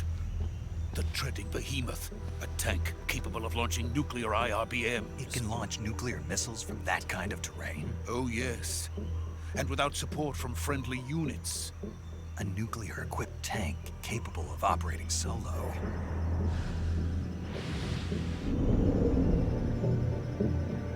Is that thing finished? No. This is only the end of Phase 1. It won't be truly finished until we complete Phase 2. Phase 2? The weapon's true form. If it is completed and the Colonel gets his hands on it, it will mean the end of the Cold War. The end of the Cold War? Yes. And then the Age of Fear will truly begin. A world war? I had no choice but to cooperate.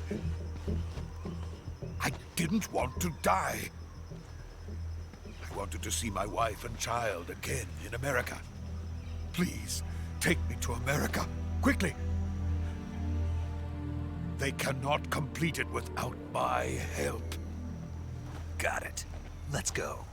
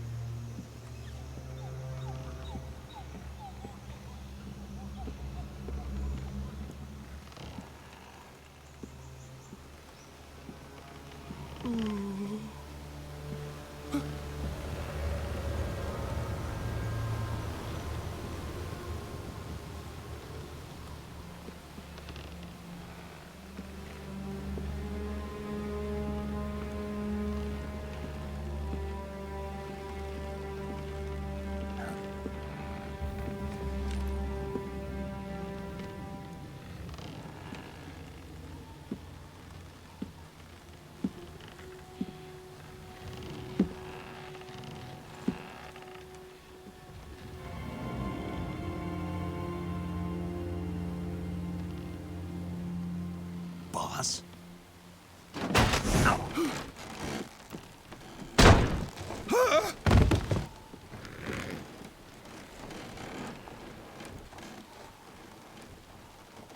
Good work, Jack.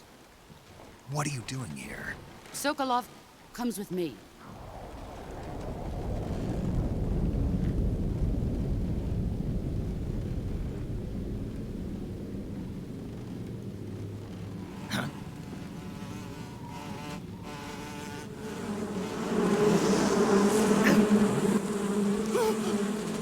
Hornets?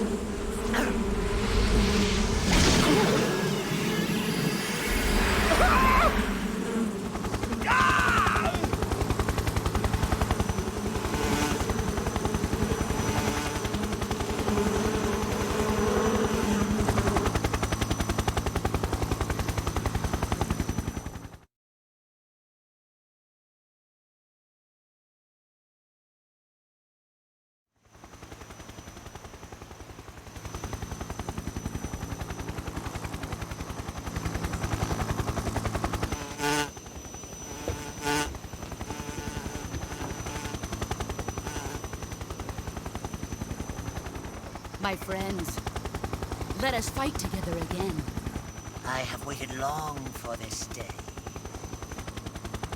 We will fight with you once more. Welcome back, boss.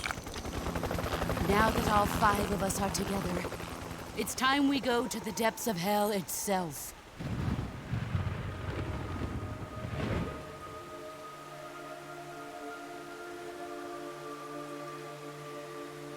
It's raining blood. Is he crying?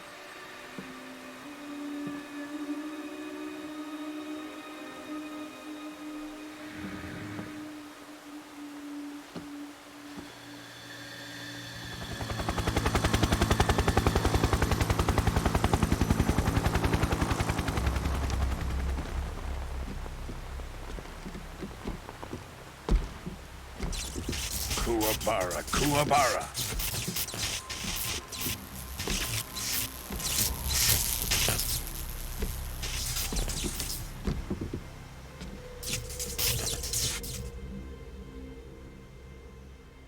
Ah, what a joyful scene. Colonel Vogan. Welcome to my country. And to my unit.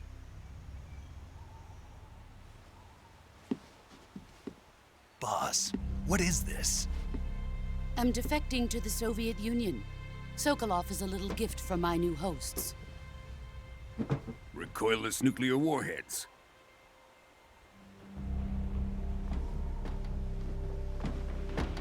These will make a fine gift for me. This can't be happening. Who is he? Another one of your disciples? Are we taking him with us? No, this one is still just a child. Too pure for us Cobras.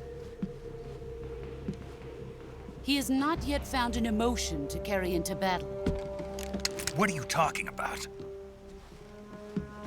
Think you can pull the trigger?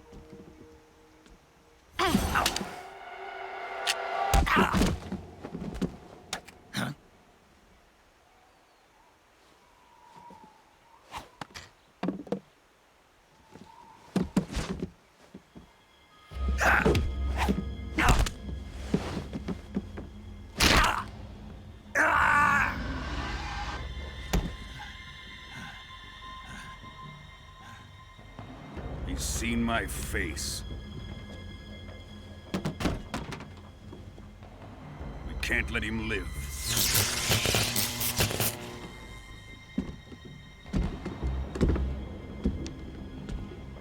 If Khrushchev finds out about this, we're finished.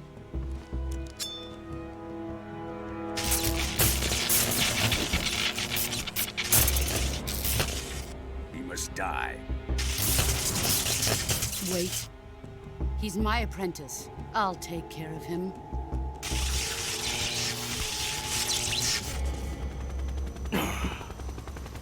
Jack, you can't come with us.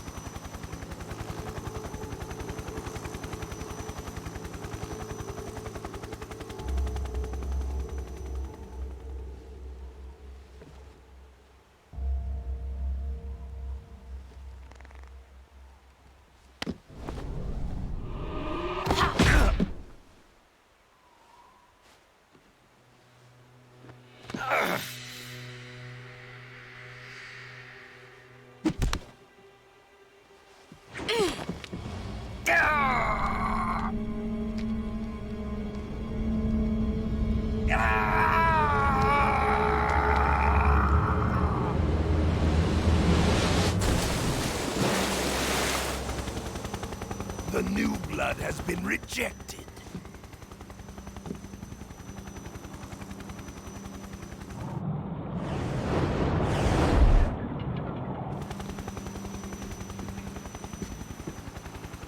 Are we done here? Now, onto Sokolov's research facility. Shagohod is ours.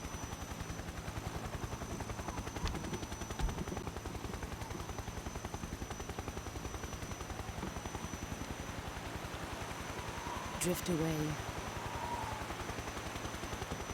My place is with them now.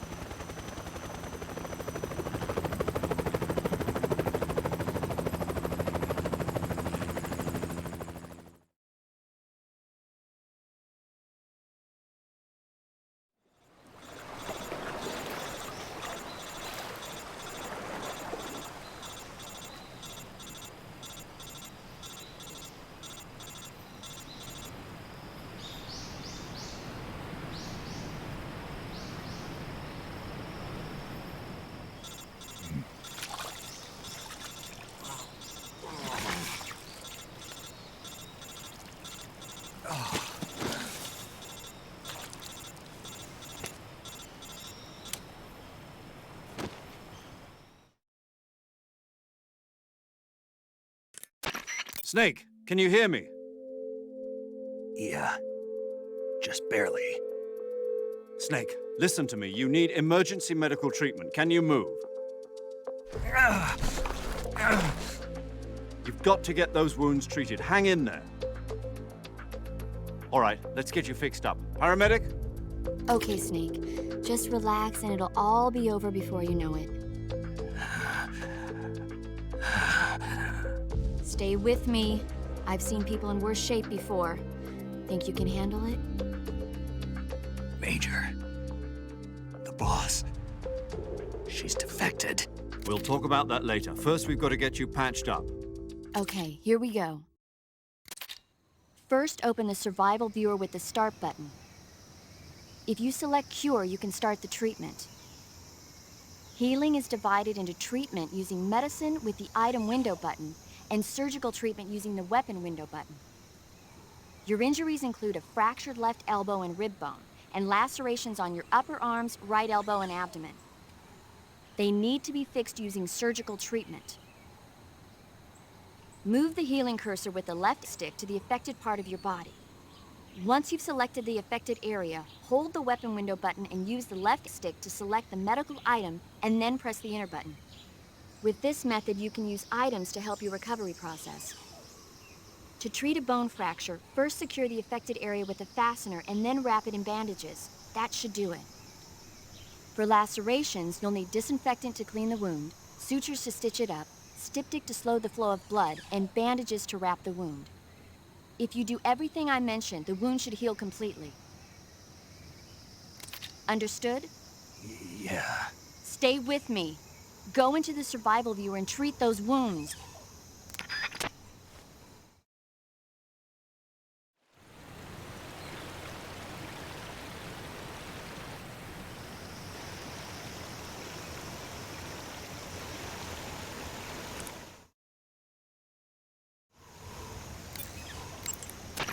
Snake, hurry and get those injuries treated.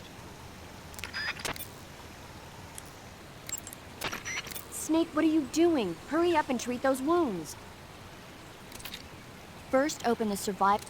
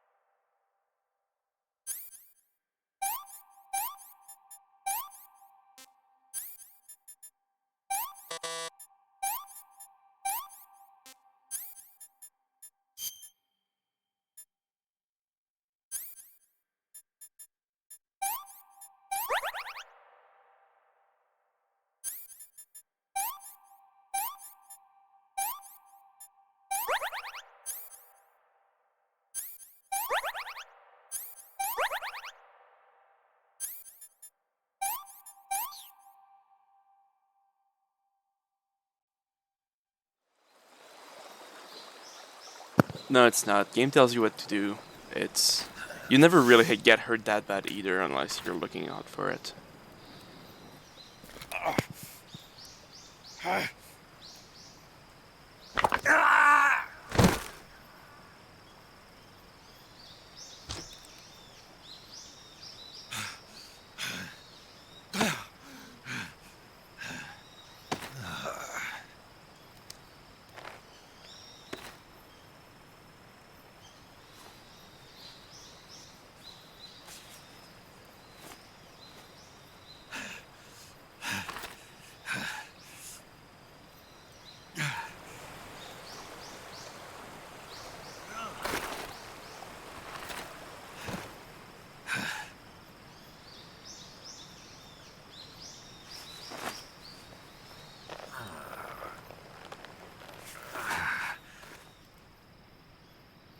Good job, Snake. We're coming to get you now. Just stay where you are. We'll drop a recovery balloon. Can you set it up?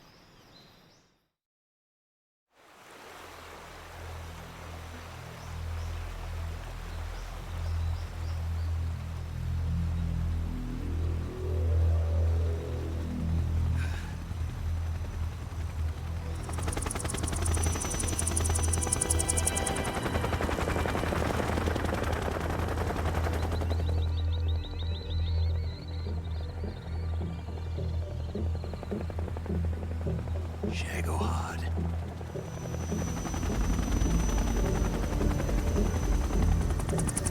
This game really should be called Naked Shagohod 3. Because it's Naked Snake, and because this is a Shagohod and not a Metal Gear.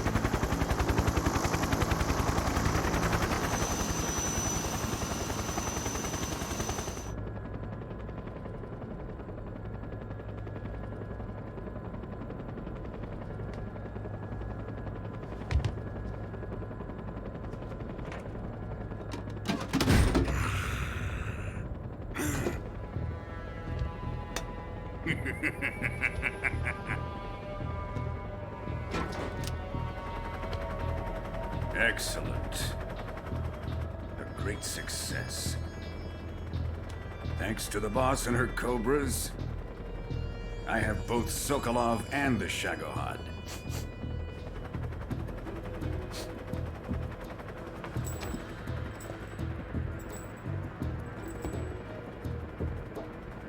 What are we going to do with the girl? Who is she? Apparently she's Sokolov's woman.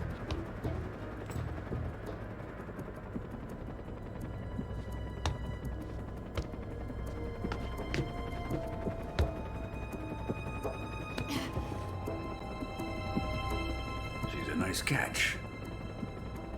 I'll take her. Not so fast, my dear.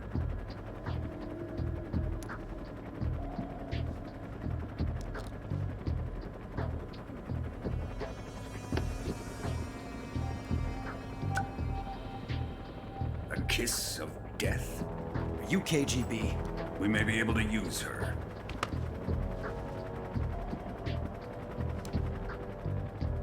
She has spunk.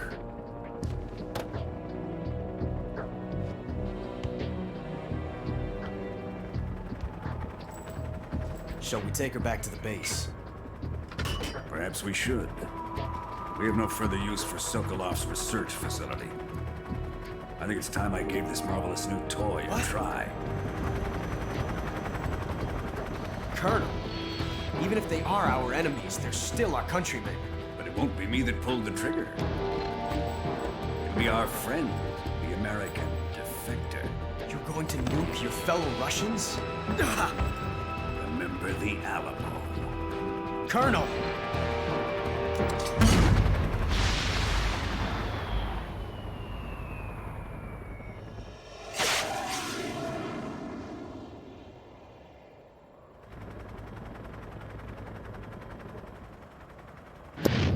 And everyone is instantly blind.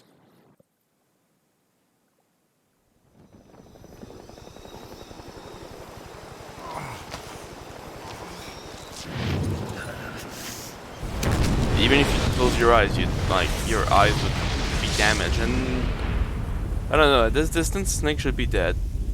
Like, this is not realistic at all.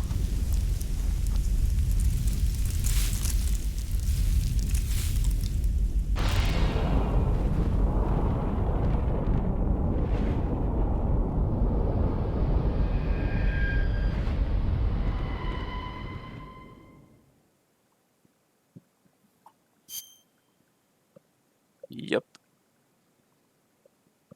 No, literally, we're like, what, a mile from that fucking nuke? There's no way.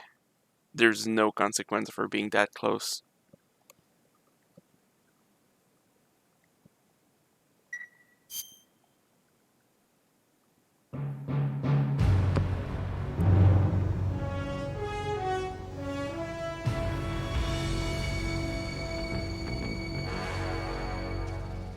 What a thrill, with darkness and silence through the night. Snake eater. But yeah, if you press R1 during this intro, it just does this. I don't know why. But you're so supreme. I give my life, not for honor, but for you. In my time, there'll be no one else. Crime, it's the way I fly to you. I'm still in a dream, snake eater. Someday you go through the rain, and someday you'll feed on a tree frog. It's ordeal, the trial to survive. For the day we see new light,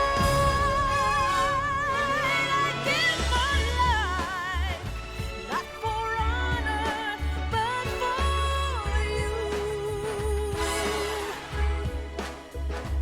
In my time, there'll be no one else. Crime, it's the way I fly to you.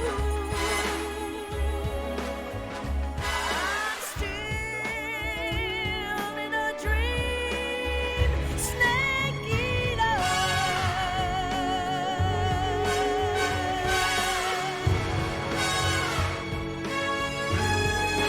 I'm still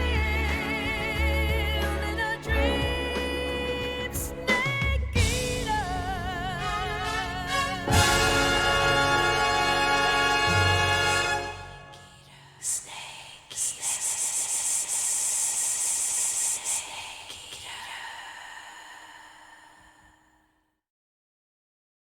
I had to mash the button a little bit, it's too funny.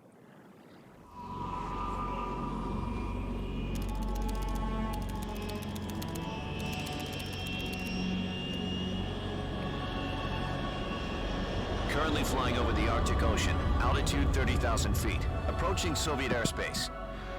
Arriving at the designated drone launch point. Drone oil pressure and voltage are nominal. Payload oxygen supply is nominal.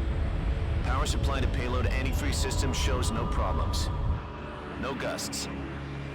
All systems go for drone detachment. Snake, we can't risk a halo jump this time around. Airspace security has gotten tighter since we were last here. We can't get as close to the ground as we did during the Virtuous mission. So instead, we'll be using one of our newest weapons. Snake, you're being given an honor on par with Alan Shepard. This is our last chance. Show your patriotism. If you fail, you'll be back in a hospital bed again, waiting for the firing squad.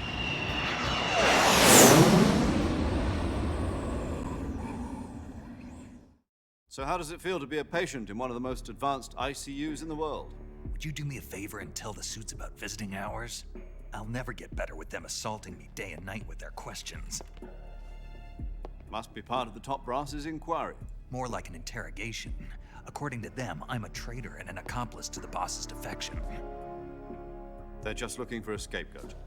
Does that mean they're after you too? Let's just say neither one of us is going to be made a national hero out of this. Does this mean Fox is going to die? No. This fox is still one step ahead of the hounds. The reason I came to see you today, Jack, it's time for Fox to clear its name. What are you talking about? The situation has changed. We've still got a chance to come out of this one alive. Yeah, what kind of chance? Don't get too excited. Here, have a cigar. It's Cuban.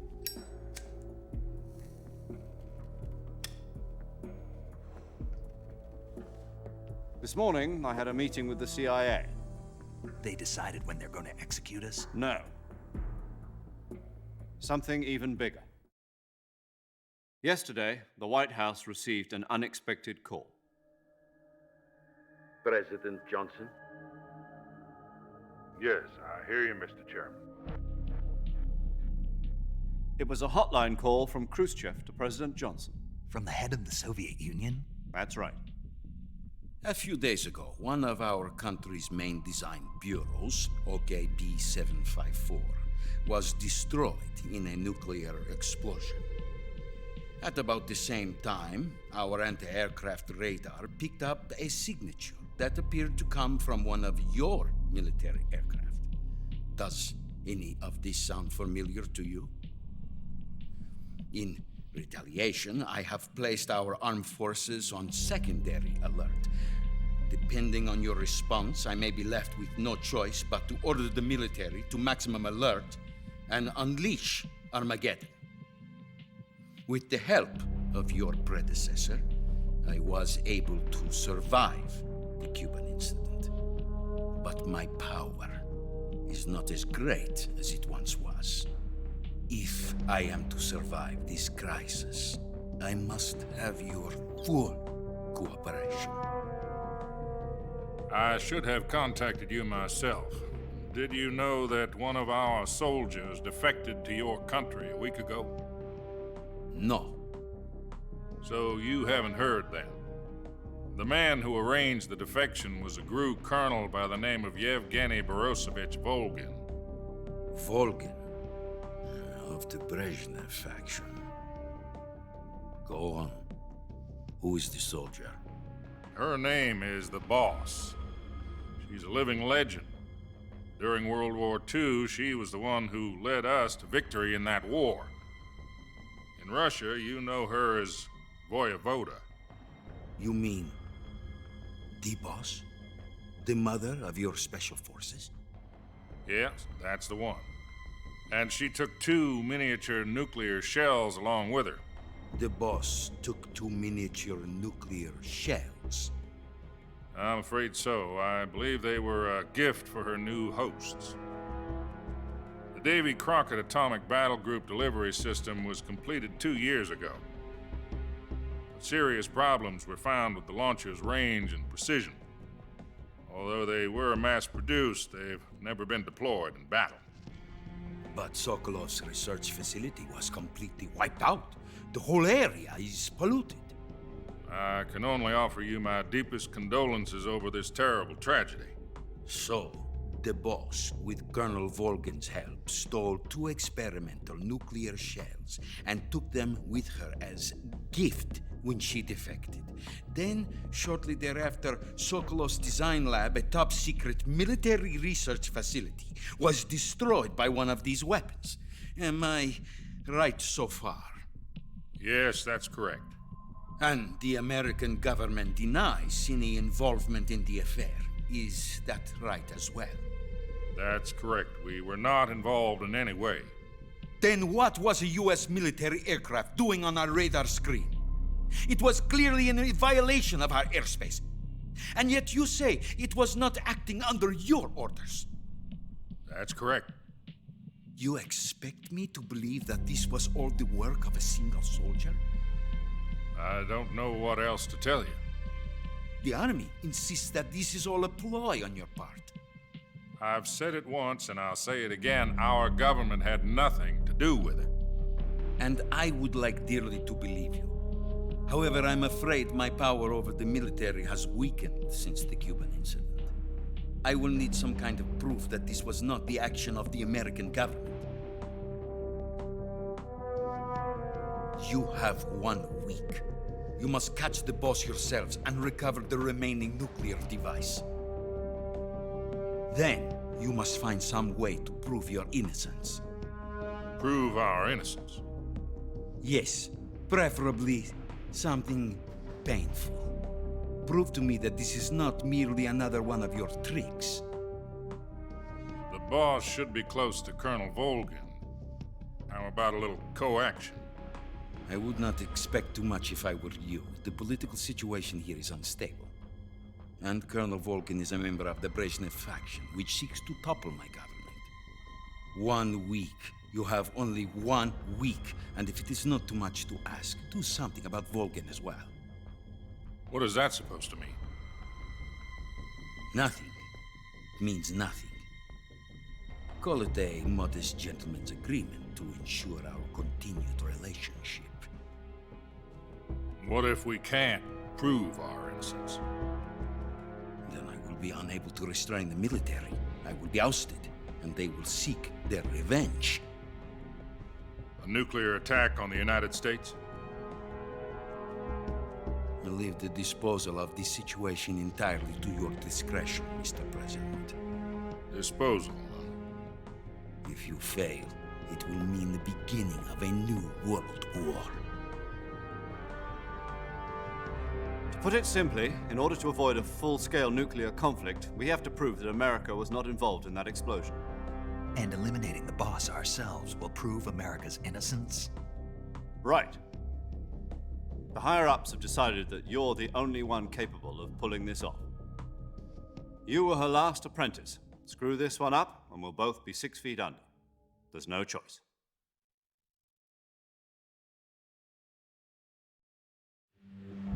Are the Russians going to be helping us?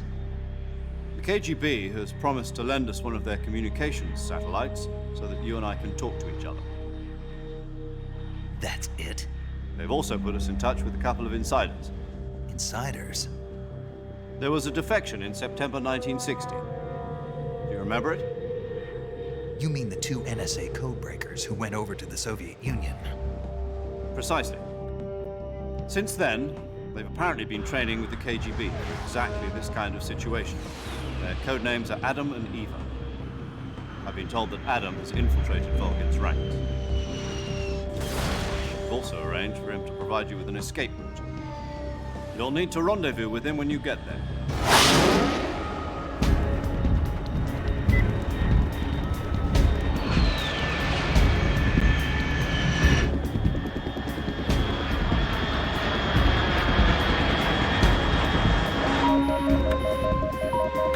Control, unidentified aircraft detected. Altitude 30,000 feet.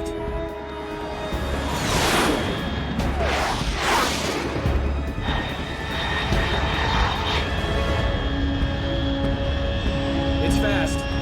Estimated airspeed exceeding Mach 3. Bearing south. I'm about to lose it.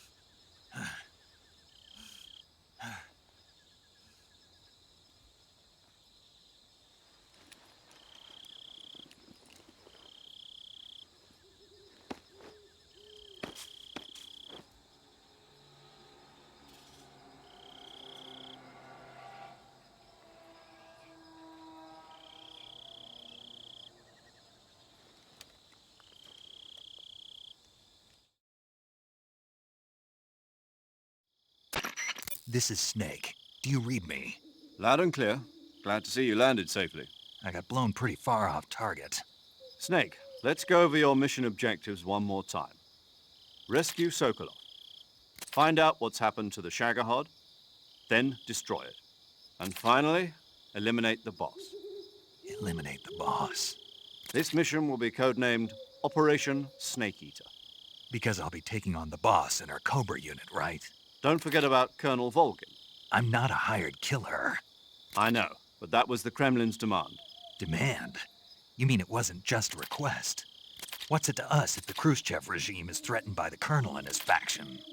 If supporting the current regime helps us avoid a nuclear exchange, then that's what we'll do. And what are the CIA's demands?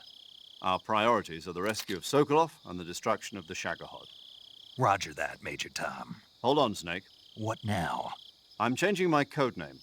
It turns out Tom wasn't the most auspicious choice. What do you mean? Well, the truth is, when I chose my codename, I picked the wrong one. The wrong one? Did you ever see the movie The Great Escape? It came out last year. Oh, must have missed that one. Anyway, it's based on a true story about prisoners who escaped from a POW camp in Nazi Germany. The prisoners dig 3 tunnels as part of their plan, but the Nazis find 2 of the tunnels before they're finished. The prisoners succeed in escaping by using the last remaining tunnel. The names of those 3 tunnels were Dick, Harry, and Tom. I get it. You used the name of the tunnel they escaped in as your code name because you thought it would bring you good luck. Yes, that's exactly right. At least, that was the plan. But I got the name wrong. The one they escaped in was Harry. Tom was one of the unlucky tunnels. It was discovered by the Nazis before it was finished. I watched the movie again just to make sure. In fact, I even ordered the actual film from the movie company. yeah, it doesn't sound like the greatest name to use. So what should I call you? You know, let's just use Zero, like we've been doing all along. All right, then. Major Zero it is. We'll start over from square one. From square zero. My frequency is 140.85. Oh, I almost forgot. Paramedic is with us again on this mission. Is this her last chance, too? If we fail, she'll have her medical license revoked. It's more or less the same kind of fate. Her frequency is the same as during the Virtuous mission, 145.73. She'll be recording your mission data as well, just like the last time. That frequency is also the same, 140.96. And there's one more person on your support team. His name is Mr. Sigint.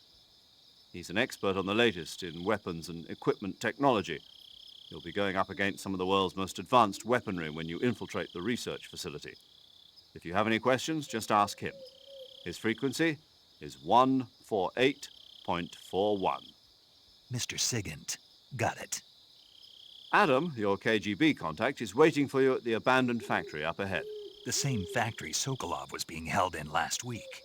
Yes, meet up with Adam first. He's cleared the way for you to rescue Sokolov. How will I know this Adam guy when I see him? You'll know once you reach the factory. The whole area's been polluted by the fallout from that nuclear blast. No one else would dare come close. The password is, "Who are the Patriots?" and Lali Lule Lo. Lali Lule Lo. Gotcha. You've been equipped with a 45 for this mission. Be careful, it's noisy. I thought standard Fox procedure was procure on-site weapons acquisition. The circumstances are different this time. You're now on an official mission for the United States government. It would be necessary to make your presence known to a certain extent, to the Khrushchev regime at the very least. But remember, this is still a sneaking mission. Snake, if you fail this mission, it will mean an all-out nuclear war. Keep that in mind and proceed with extreme caution. Understood. Commencing Operation Snake Eater.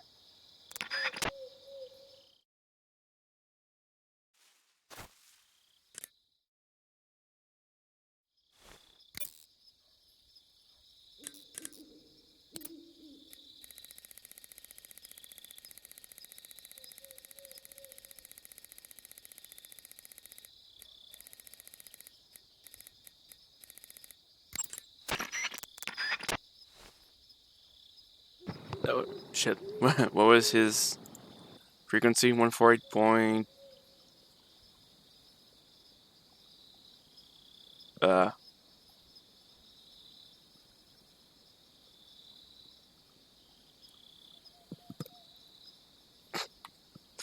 Hold on. I thought it was 5-1. Is it 5-2?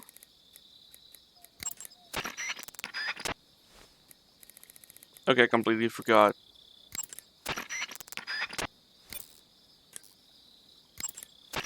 Oh, Snake, he's down your there. first task is to meet Never up mind. with Adam, the contact provided by the KGB. Just stupid. The rendezvous point is the abandoned factory to the north of your current position. Head north. The abandoned factory. That's where I met Sokolov during the Virtuous mission. Correct, but we can't afford to have the same thing happen this time. I know. Do want to do something though. 14486.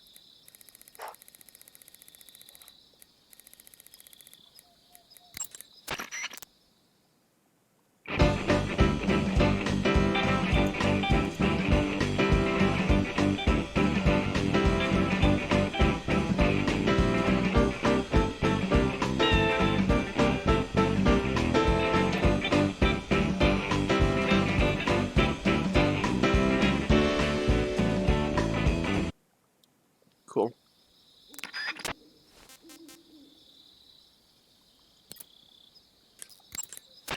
Yo! You're Snake, aren't you? And you're Sigint? None other.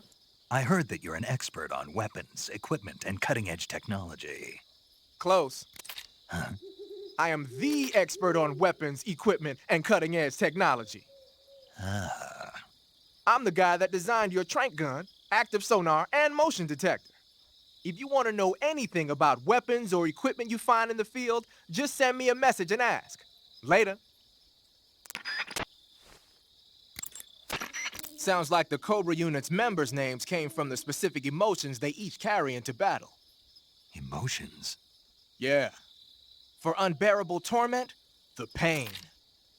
For true oblivion, the end. For infinite rage, the fury.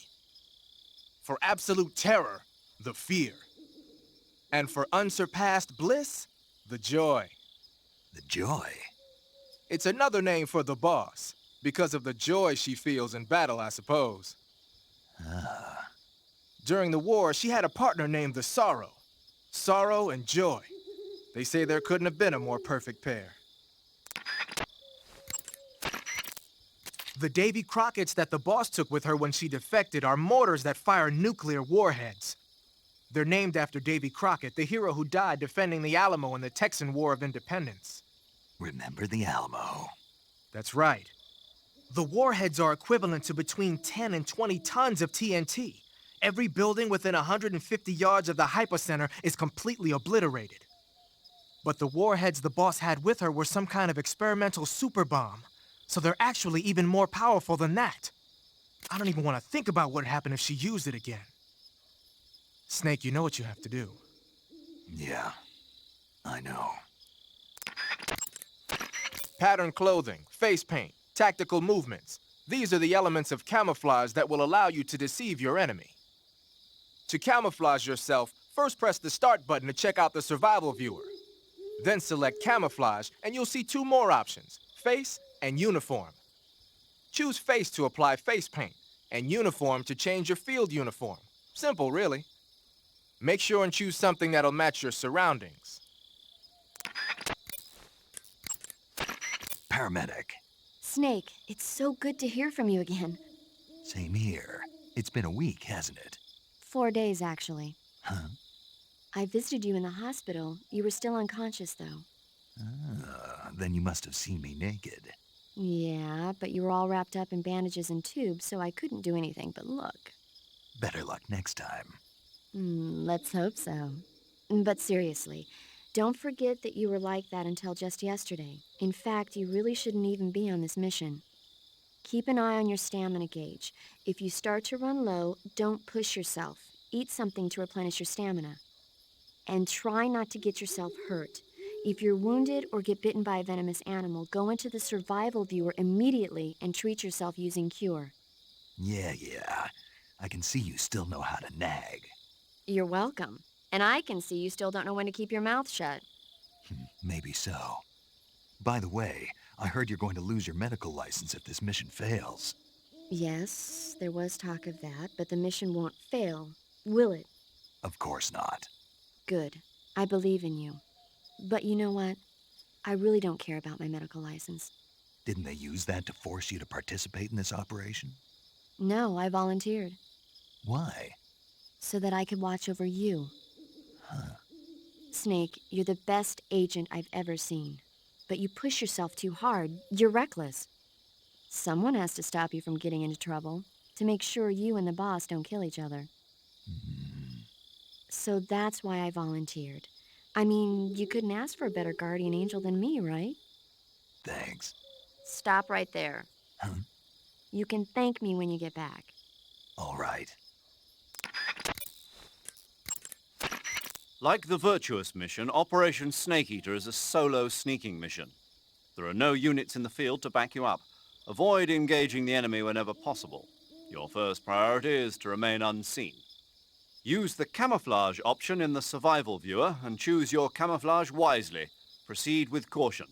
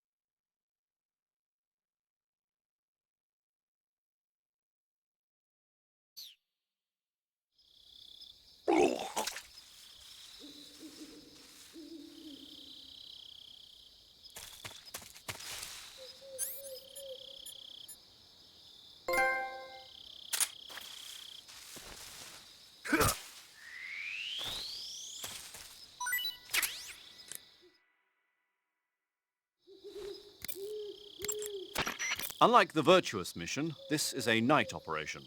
You'll get lost more easily in the dark, but it'll also make your camouflage more effective and make it harder for the enemy to see you. On the other hand, it will also be more difficult for you to see them. You'll also find that different animals are active. Some of these nocturnal animals are poisonous, so stay alert. Paramedic is with us again to provide information on the local plants and animals. Give her a call if there's anything you need to know.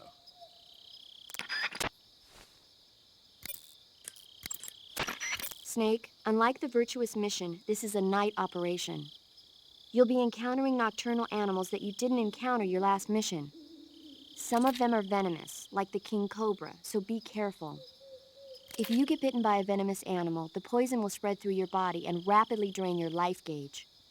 If that's the case, go into the cure screen in Survival Viewer immediately and inject yourself with serum. Got it?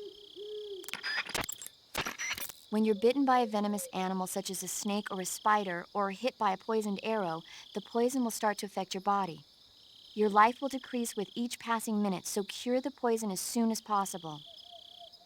To cure poison, go into Cure in the Survival Viewer and inject yourself with a dose of serum. You can get serum from enemies. Either hold them up or shake their bodies down after you defeat them. I'm pretty sure you can also get serum by capturing the rabbits that live in that area.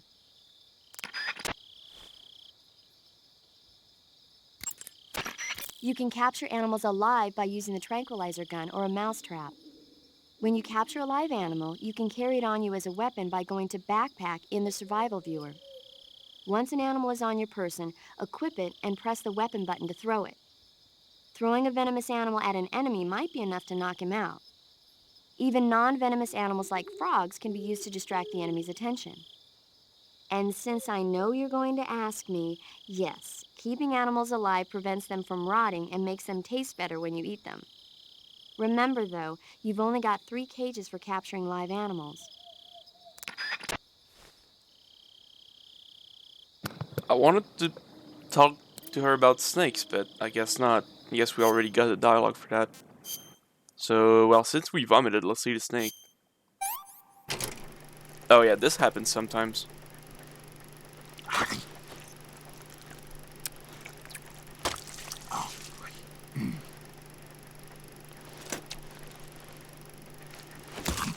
These cutscenes weren't remastered, so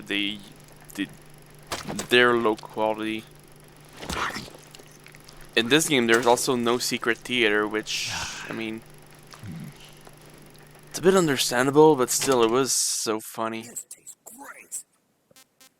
By the way, the more you eat something, the more he gets used to the taste. So if something tastes really bad, and you eat a lot of it, he'll eventually start liking it a little more. And he'll recover a bit more stamina. And to upgrade your health, if you get hurt, you don't want to heal all the way up. Because eventually, if you take enough damage, your life gauge will go up. Like, you get more stamina, in a way.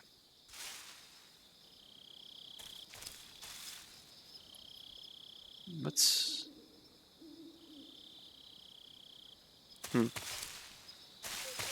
Odd. Also, vomit. Yum.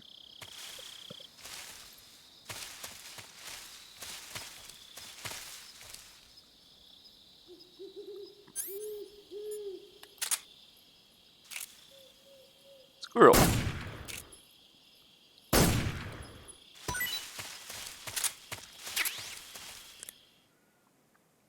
I'm gonna eat a squirrel because I am cruel.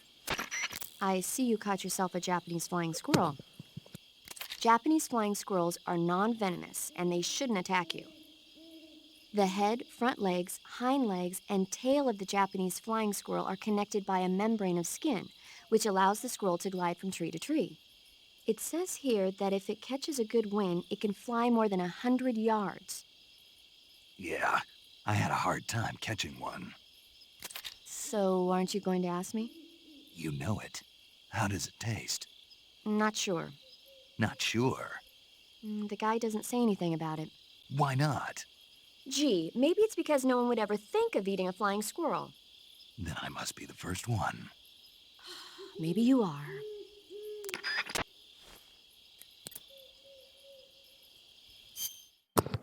Snake is like, that's a buffet.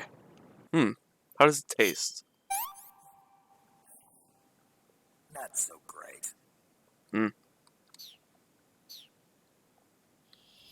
That's cool. Let us keep moving.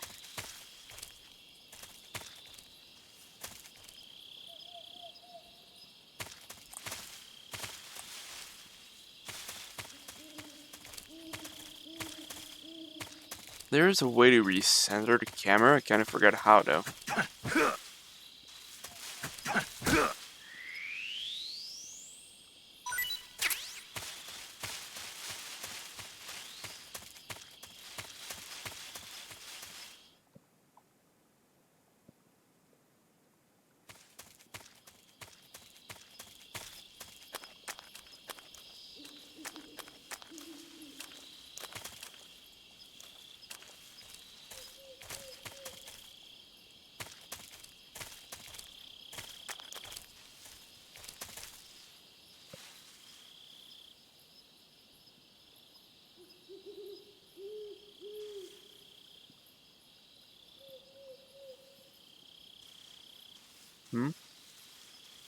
There is something in there. Yeah, man just wants to eat. There is something in here though. Can I grab it?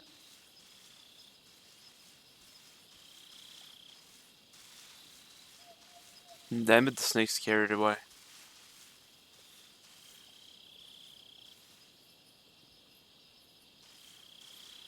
To not shoot your gun while you have it out, you just need to not press the button all the way down.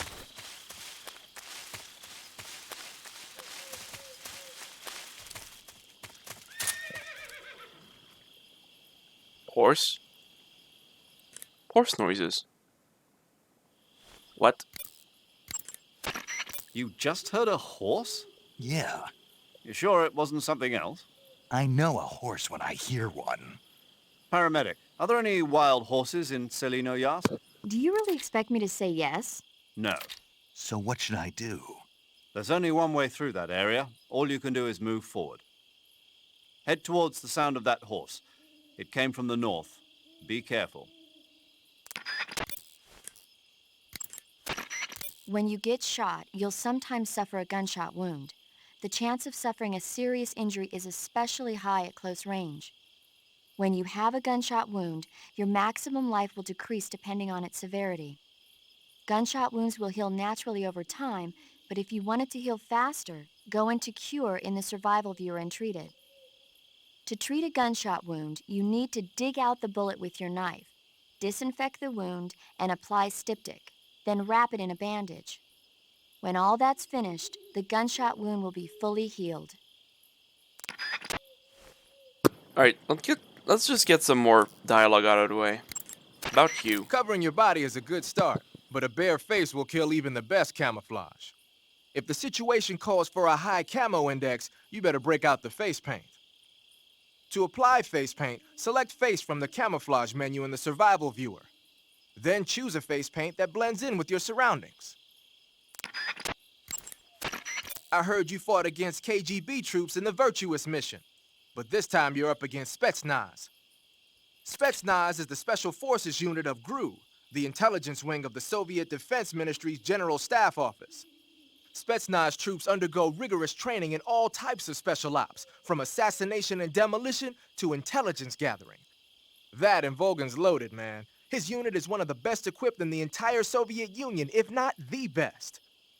I heard the enemies you encountered in the Virtuous mission were only carrying weapons like AKs and grenades. Well, it ain't that simple anymore.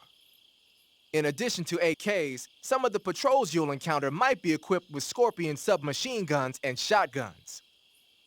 The Scorpion is even lighter than the AK, making it much easier to handle. Basically, a guy with a Scorpion is not gonna miss you as often as with an AK. The shotgun is a powerful weapon. One blast is enough to floor you and you're likely to be seriously wounded. Watch for that, man. So you've got your uniform and your face paint, but that alone isn't enough to make for good camouflage. Camouflage means blending in with nature. To make your disguise complete, you've got to keep a low profile and avoid overt movements. As long as you've got the uniform and face paint working for you, and you're lying flat keeping still, you won't have to worry about being spotted from a distance. On the flip side, dancing around your enemy in perfect camo is still a dead giveaway. So if the enemy's looking for you and he's getting too close for comfort, just lay low for the time being. Whenever you find a new weapon or piece of equipment, the first thing you do is drop it in your backpack, right? But you can't use your new goodies if they're just sitting in your backpack. To use a weapon or piece of equipment, first you have to take it out of your backpack and place it on your person. To take an item out of your backpack, use the backpack option in the survival viewer. To place a weapon on your person, select Weapon under the Backpack section of the survival viewer. See that window on the left? That shows a list of all the weapons you've got. Choose the weapon you want to carry from the list and press the Enter button to take it out of your backpack. Just remember that there's a limit to the number of weapons you can carry at the same time, so put back any stuff you don't need. To put a weapon on your person back into your backpack, choose a weapon that's already on you from the weapon list and press the Enter button. Or you can just line up the icon for the weapon you want to put away with the lower right and press the Enter button. Do whatever works best. Keep in mind that every weapon and piece of equipment weighs something. The heavier the equipment you're lugging around, the faster you'll burn up stamina. You can see how much your equipment weighs by going into the backpack screen in the survival viewer. If you're trying to conserve your stamina, make some cuts and toss the equipment you don't need in your backpack. When you're using the assault rifle, pressing the weapon button will hold it at waist level. That's nice if you need to drop nearby enemies with some speed, but it's difficult to aim straight. If you need to take more accurate shots, like tagging enemies in vital spots from a distance, use the aim button instead. Equip the weapon in first-person view and press the aim button to aim the gun from the shoulder. You can take precise aim with the front and rear sights. When you're focusing on your mark, it will be as accurate as if you were zooming in. When you fire continuously with a gun like the assault rifle, the recoil will cause your shots to veer off target. But if you crouch or lie down, you can suppress the recoil and keep a tight fire pattern. So when you gotta hit that bullseye, take a low position. Splitter is an indoor face paint. Painting your face with splitter should help you blend in better when you're infiltrating a building. So you've got your uniform and your face.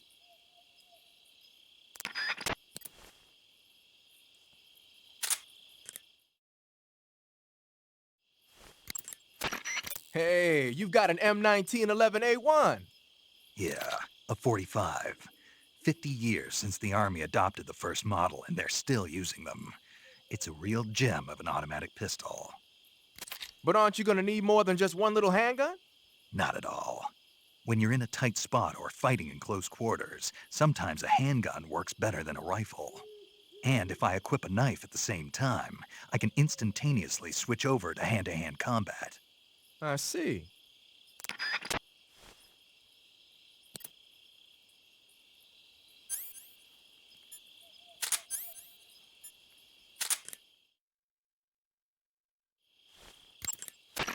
Ah, you're using the survival knife. Yeah, this thing provides me with all the bare essentials I need to survive in the field. Hey, wait. What'd you do with the knife I made you? That was a work of art. It had matches and fish hooks and thread and stuff in the grip. Sorry to have to tell you this, but that thing is useless in a fight. No way. Really? Yeah, when the grip is hollowed out like that, there's not as much space to stabilize the blade. So the joint between the blade and the grip is weaker. That makes it easier to break. I get it. You're right. With your knife, you don't have to worry about it breaking no matter how much you swing it around. So the important thing is durability. Man, I gotta write this stuff down. Next time, I'll make it so the matches and fish hooks go in the sheath instead.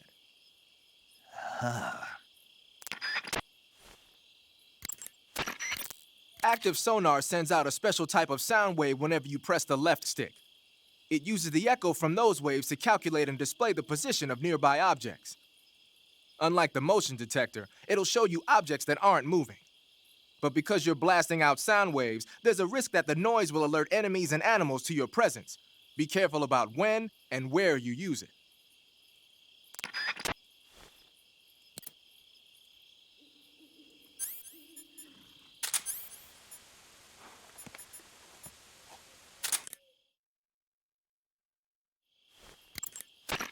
I see you've picked up a directional microphone. The directional microphone is exactly what it looks like, a listening device. When you equip it, you'll go into first-person view and the mic will pick up sounds in whatever direction you point it in. The directional microphone will let you hear a lot of things you couldn't hear otherwise, like really soft noises and the footsteps of faraway enemy soldiers. You ought to find it useful when you want to know whether there's an enemy on the other side of the woods or something. Try it out. Snake, you smoking a cigarette? It's not a cigarette. It's a cigar. Same thing? It's not the same thing. Doesn't matter to me. What I want to know is, why'd you take it with you? Because I need it. For what? I can't smoke a cigar if I don't have one, can I? So you just wanted to smoke it? Yeah. Man, you got problems. Do what you want. Just keep in mind that your life goes down when you're smoking it.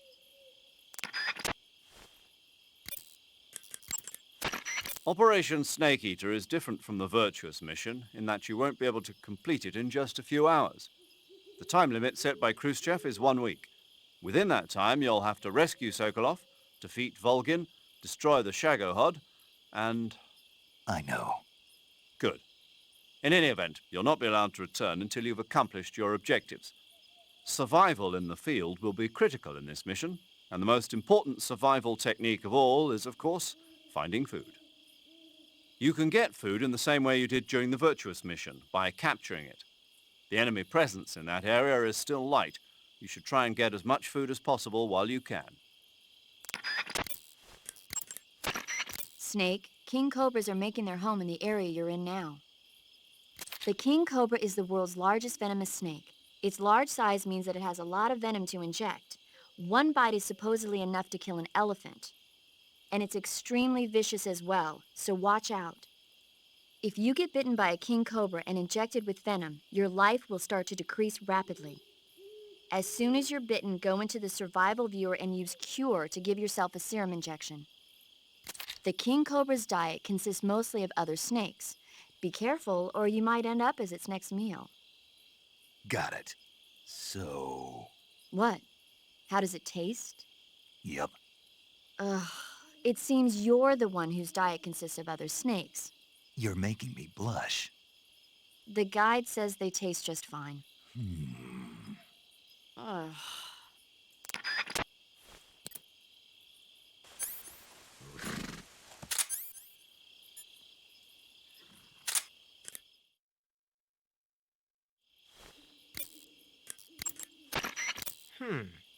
I've never seen a grenade like that one before. There are two basic types of grenades. Fragmentation grenades, which use shrapnel to kill or maim the target, and explosive grenades, which use the blast from the explosion as the offensive means. But the grenade you've got there isn't either of those. My best guess is that it's meant to knock the enemy out without hurting them.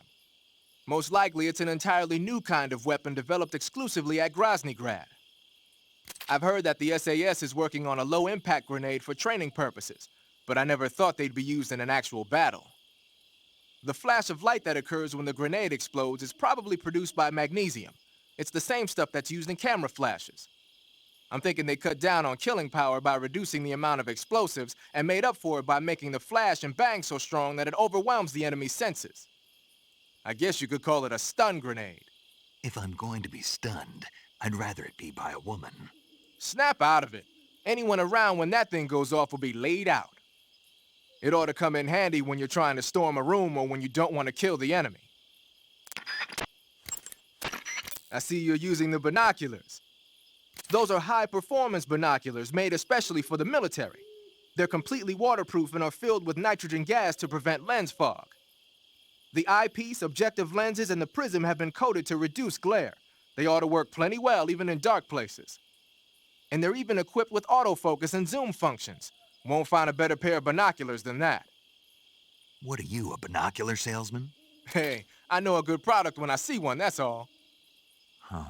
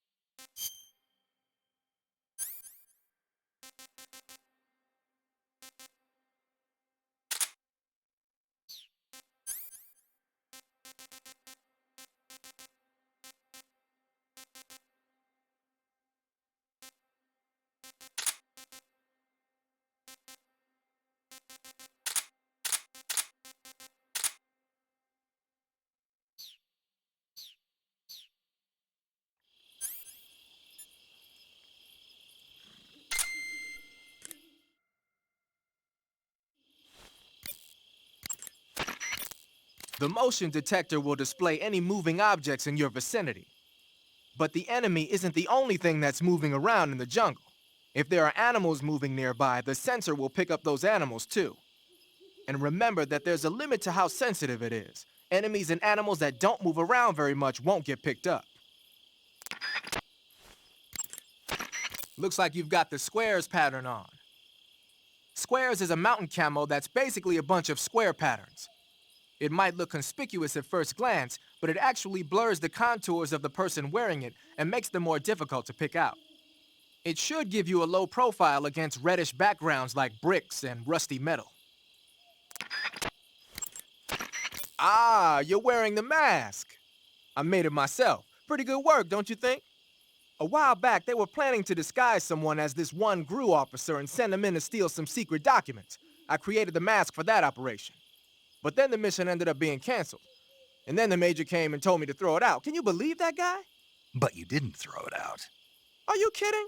Tossing a superior quality product like that into the garbage without using it will be an insult to science. So I decided to sneak it into your gear. Oh, Christ. Hi, Bucks. Okay, but is it really that big of a deal? Of course it is. What's so great about it? Everything. But if I had to pick one reason, I'd have to say it's because it's the first mask ever that can blink its eyes. What about the lips? What's that? Can it open its mouth? That's a good one, Snake. You crazy, man. I'm serious. Are you even listening to me, Snake? Where's your common sense? Damn. Sorry?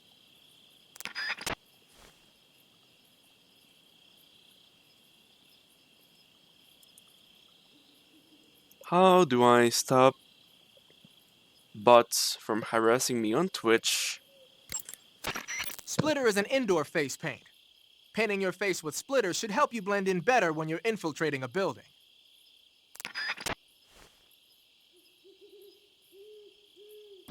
Apparently there's no real solution, and apparently if you do give subs, subs can grab the...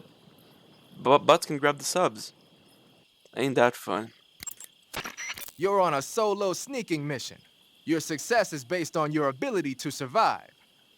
That's where the survival viewer comes in. The survival viewer contains everything you need to survive out in the field. Use camouflage to change your camouflage, and backpack to select your gear. Use food to eat, cure to treat wounds, and map to view a detail of the area. You've also got options. That lets you change the settings to suit your mission preferences. Got it? I am literally trying to get all of this dialogue out of the way so that it doesn't repeat later. What haven't we done? Tree bark? I think that's it for this.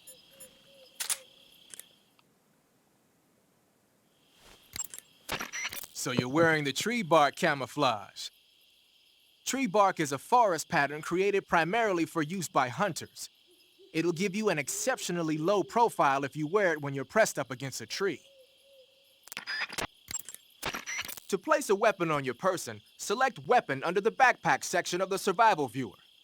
See that window on the left? That shows a list of all the weapons you've got. Choose the weapon you want to carry from the list and press the Enter button to take it out of your backpack. Just remember that there's a limit to the number of weapons you can carry at the same time, so put back any stuff you don't need.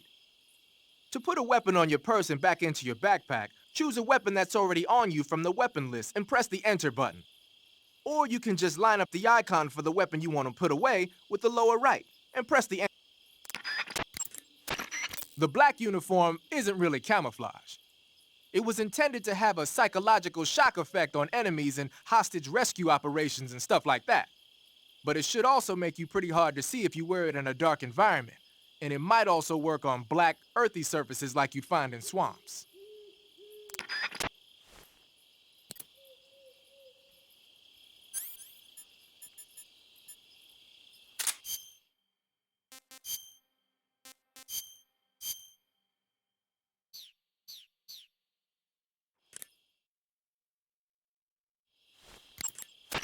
Using the anti-personnel sensor, I see.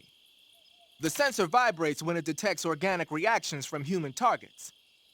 It's been adjusted to respond only to humans, so unlike other sensors, it'll let you ignore animals and focus only on the enemy. It'll even detect enemies that aren't moving, and you won't have to worry about it giving away your position. But on the flip side, it won't tell you the exact location of the target. Keep that in mind when you're using it. Also, remember that when you use it in first-person view, it'll only scan in the direction you're facing. Tell me something, SIGINT. What's that? What does SIGINT mean, anyway? It's short for Signal Intelligence. Signal Intelligence? The part of intelligence that deals with electronic information. Things like intercepting and analyzing electronic communications, determining enemy force strength and positioning from radar emissions and radio chatter. You get the idea. Code breaking is considered part of SIGINT as well. 40 years from now, we'll be in the age of electronic warfare. It won't be long before information replaces firepower as the most valuable commodity on the battlefield. So you're saying they won't need guys like me anymore? Sorry to break it to you, but that's not gonna happen. No matter how advanced our technology gets, there's still no substitute for human beings. Anyway, the Major is a man of foresight. He knew the electronic age was coming, and so he called out to me. And you responded? Well, I didn't have any place else to go. You couldn't find a job? Nope. None of the places where they do this kind of high-tech research would even let me in the door. Why not? I know you've got social problems, but... Come again? Nothing. I mean, someone with your talent ought to be able to. Yeah, well, maybe it has something to do with the fact that I'm black. The Major, though, he doesn't care about what color you are. I've never met anyone like him before. He's different, you know? Oh, yeah, I know. I don't think racism's gonna go away even in the 21st century. But I want to work with computers and use them to bring people closer together. In the digital world, it doesn't matter whether you're black or white, American or Russian or whatever. Everybody's going to be the same. That's what I think. Snake, what's up? Why are you naked?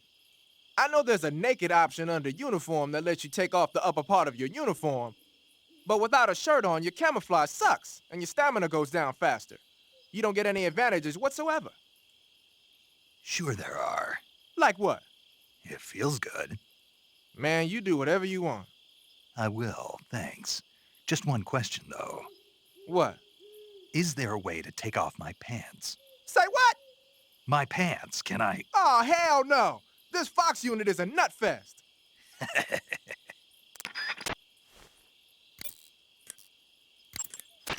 Snake, unlike the Virtuous Mission, this is a night operation. You'll be encountering nocturnal animals that you didn't encounter your last mission. Some of them are venomous, like the king cobra, so be careful.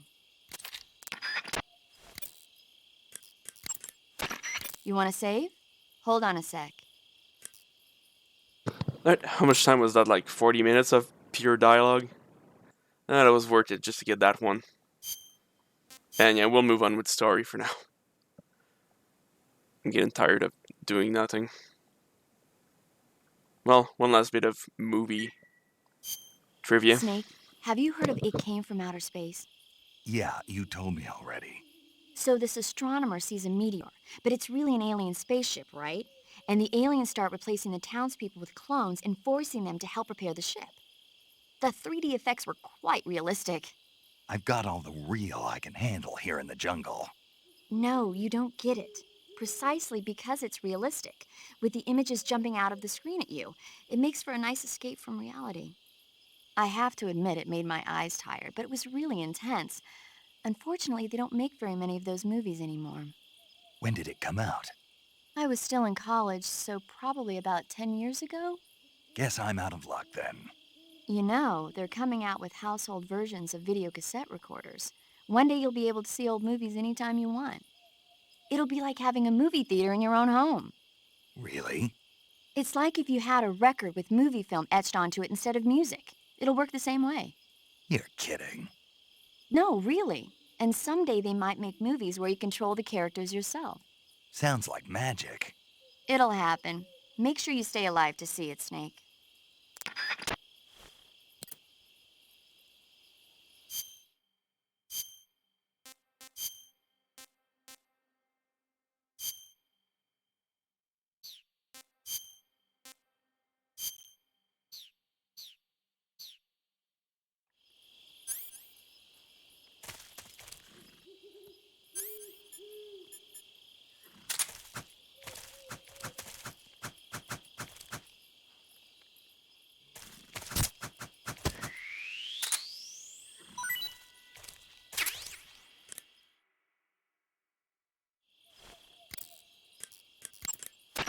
I see you caught yourself a green tree python.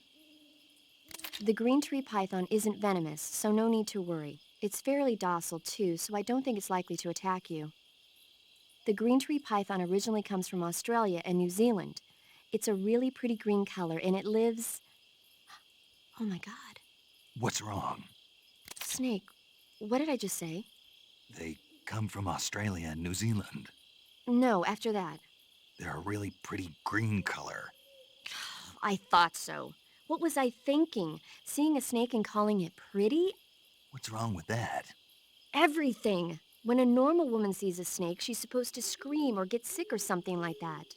And you think you're normal? What was that? Nothing. Oh, it's all your fault. Jeez, I'm sorry. But enough of that. What do you mean, enough of that? This is serious. No, I just wanted you to tell me how it tastes. How should I know? Ugh.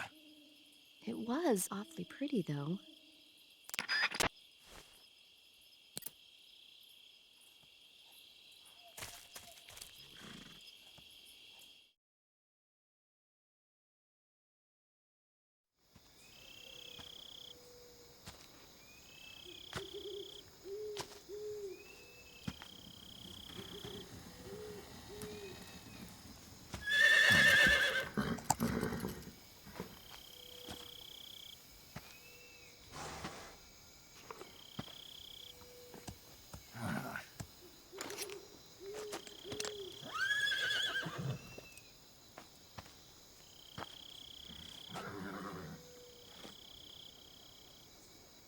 Looks like death wasn't ready for you yet.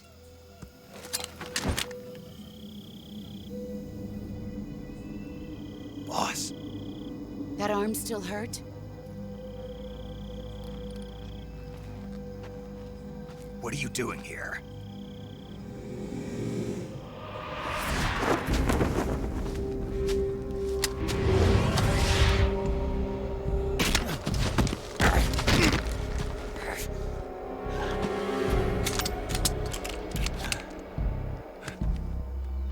Go home.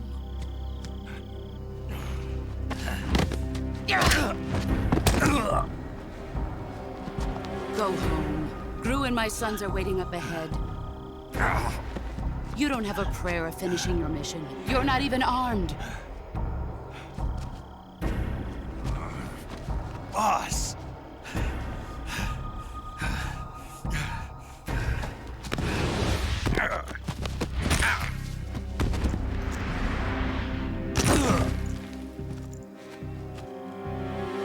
I'm not your boss anymore. There's nothing for you here. Go home. Go back to your boss. There's no need to prove that you are virtuous here. This isn't America.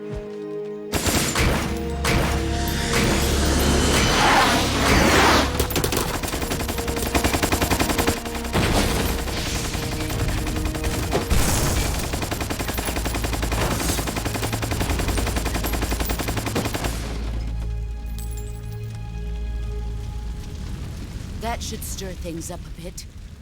You'd better hurry.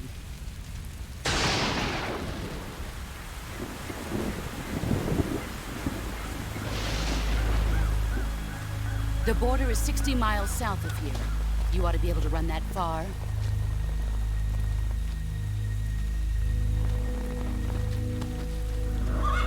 Why'd you defect? I didn't.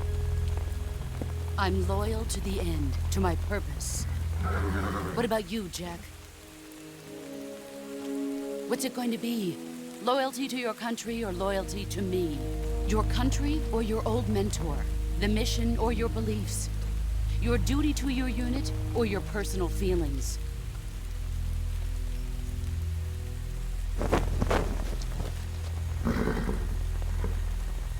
You don't know the truth yet. But sooner or later, you'll have to choose. I don't expect you to forgive me.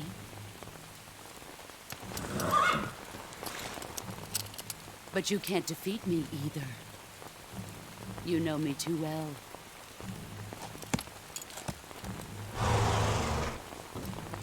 Just look at that bandana. If you can't put the past behind you, you won't survive long.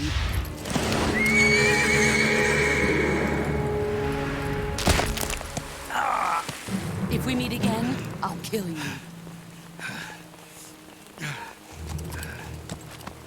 Now, go home.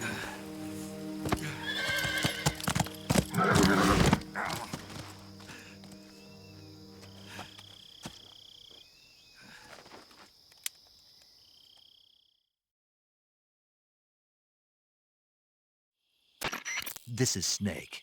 Major Zero. I read you, Snake. I was ambushed by the boss. You were what? The drone's been shot to hell. It's up in flames. That's not good. Enemy scouts are going to come looking for you. Yeah, I know. But what was the boss doing here in the first place? There's got to be a leak somewhere. No, that's impossible. The man the boss is working with, Volgin, isn't exactly on speaking terms with Khrushchev. I lost my gun. The boss destroyed it. Snake, I know how you're feeling. It's hard for me to believe, too, that a legendary hero like the boss would go over to the Russians. That she'd double-cross us like this. But that's how it is, and if you don't accept it, you'll never be able to beat her. That's not the problem. In terms of sheer technique, I'll never be able to beat her. I know that all too well. You've got to do it, Snake. She's your enemy and your objective. Enemy? We were together for 10 years, and now you tell me she's my enemy? Enough. Hurry to the factory where Adam is waiting. Scouts have probably already been sent out to investigate the explosion. You've lost your weapon, right? That means you've got no chance of winning in a battle situation. Whatever you do, don't let them see you. Well, great.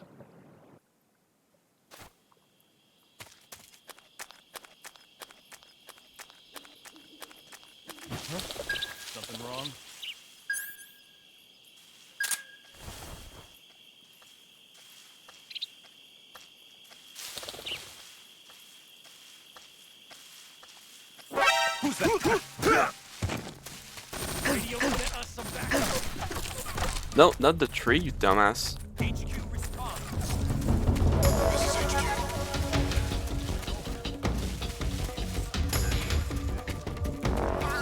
Acknowledged. Sending reinforcements.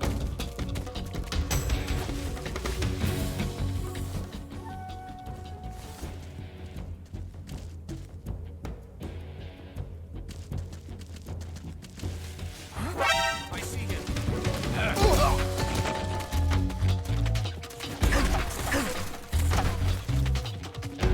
Well, that could have went better.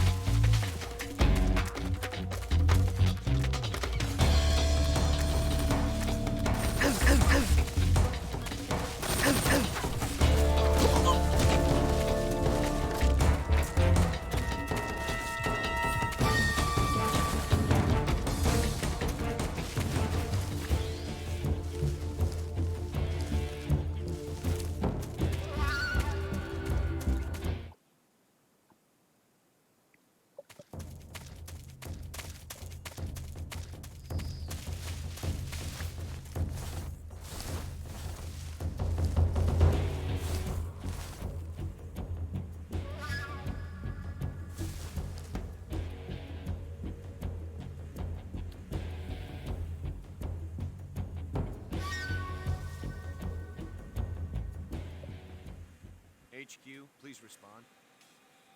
This is HQ. Patrol here. We've lost sight of the intruder. Going into high alert. Acknowledged. The enemy is still nearby. Pursue and engage him.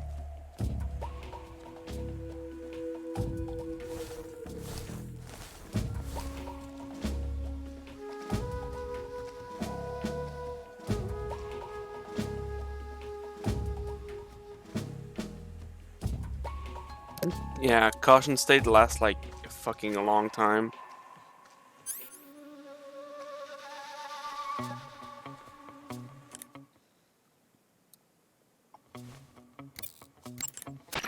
Major. Snake, the boss is your enemy. You've got to accept that reality. Adam is waiting for you at the abandoned factory to the north of your current position. Head north. Snake, unlike the virtuous... Whenever you find a new weapon or piece of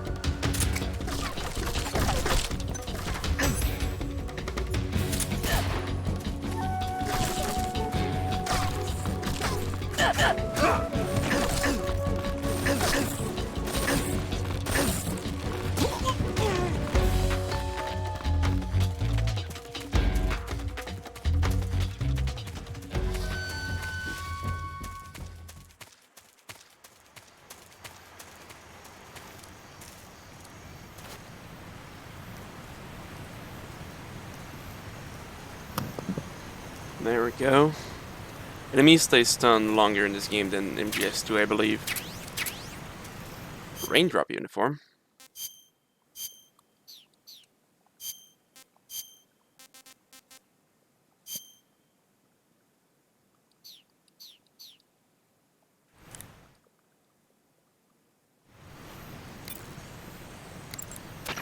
wearing raindrop pattern camo, huh? Raindrop was used by Germany during World War II. Even now, it's still used a lot in Eastern Europe. It's designed to be especially inconspicuous in the rain, so you'll get the most out of it if you put it on during a downpour.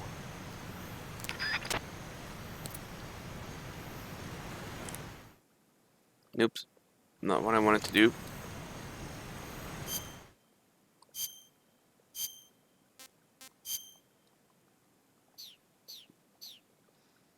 Alright.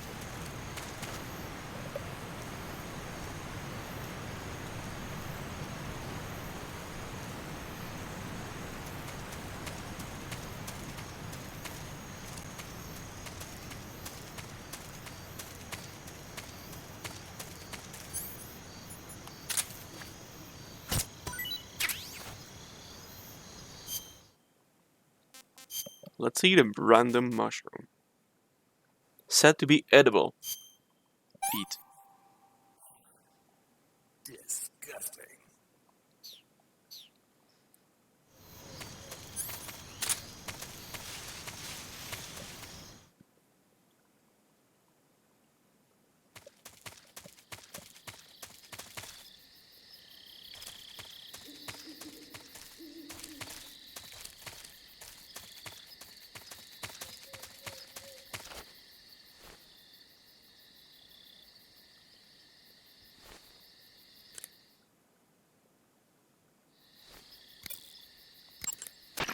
You've arrived at the factory, I see. Yeah, now to meet up with this Adam guy. Good. Go to it. So where is he? We weren't given an exact location. How about a time? Nothing was specified. A physical description? I'm not sure. How am I supposed to find him then? You won't need to. Huh? He'll find you. Why don't you try the room to the northeast where you met Sokolov? Adam might be in there.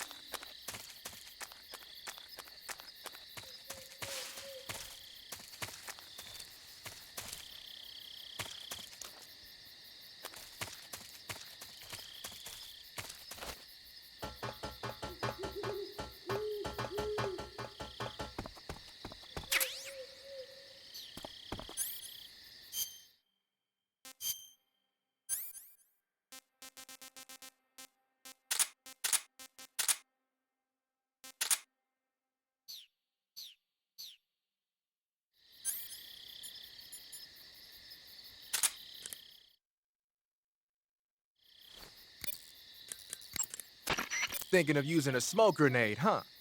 As you might expect, smoke grenades can be used to create a smoke screen. The combustion agent is a mixture of zinc oxide, ammonium chloride, aluminum, and some other stuff. When it explodes, it releases a thick cloud of grayish-white smoke that resists dispersion. That should provide some nice cover. The smoke will confuse the enemy by blocking their field of vision. That'll help you out when you're trying to make a quick getaway. It also works the other way around. You can use it as cover to sneak up on an enemy position. The smoke screen should work just as well when you're being chased by dogs, too.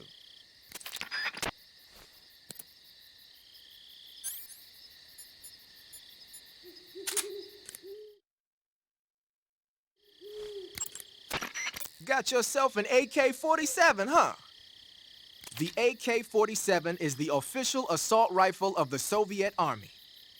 The first model was completed in 1946, and in 49, it beat out all its competitors to become the standard assault rifle of the Soviet military. It uses 7.62 millimeter by 39 rounds developed in 1943, and a 30-round box magazine originally designed for a different assault rifle. You can aim it from the shoulder by equipping it in first-person view and holding down the aim button. It's sturdy and extremely reliable with high power and precision. There's no better assault rifle in the world.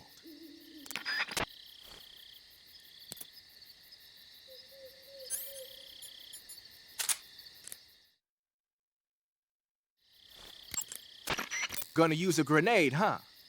That's an RGD-5, the standard blast fragmentation grenade of the Soviet Army. The grenade itself is composed of 2 steel-plated casings. Each of those casings has an inner fragment liner that causes it to burst into over 300 shards when the grenade explodes. The grenade will deliver heavy damage to any enemies within its blast area. The safety pin is on the opposite side relative to the M26, so be sure to hold the safety lever down with your finger when you grip it. The safety is released when you actually throw the grenade, and it'll explode about 3 seconds later. So what you're saying is, it won't explode in my hand while I'm holding it? Of course not. Oh. To throw a grenade, press and release the weapon button. Remember that how far you throw it depends on how hard it's pressed. Press lightly if you want to drop it close to you, and press harder if you want to lob it away. It'll probably be easier to control your throw if you do it in first-person view. Snake,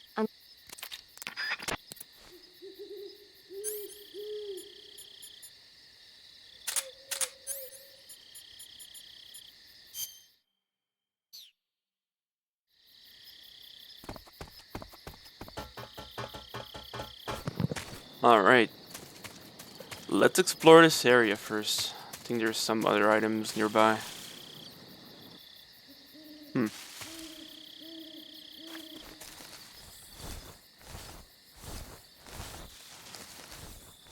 Oh shit, a rat. I'm gonna stab you. I'm gonna stab you. I'm gonna stab you.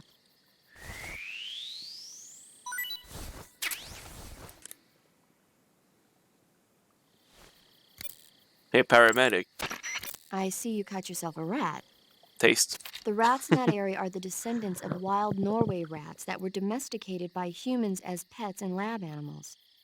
They're not poisonous, and I don't think they'll attack you, but they're quick little creatures, so you might have a hard time catching one. Uh-huh. So how do they taste? Snake, What?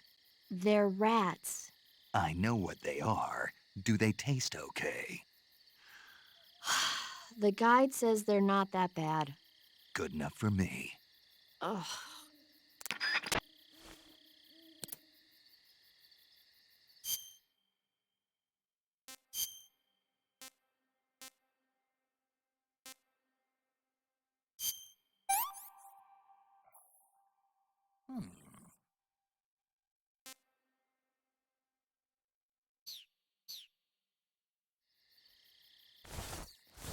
I'm gonna actually keep some rotten meat just to see the reactions later. And I don't need food right now. We gotta get a tranquilizer to capture live animals anyway, so they don't rot.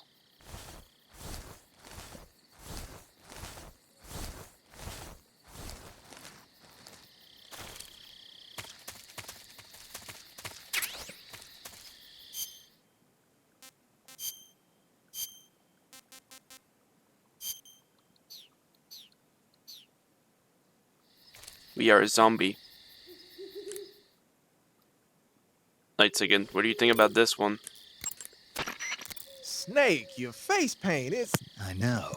It's called zombie. Zombie? What does that mean? Beats me. Are you serious?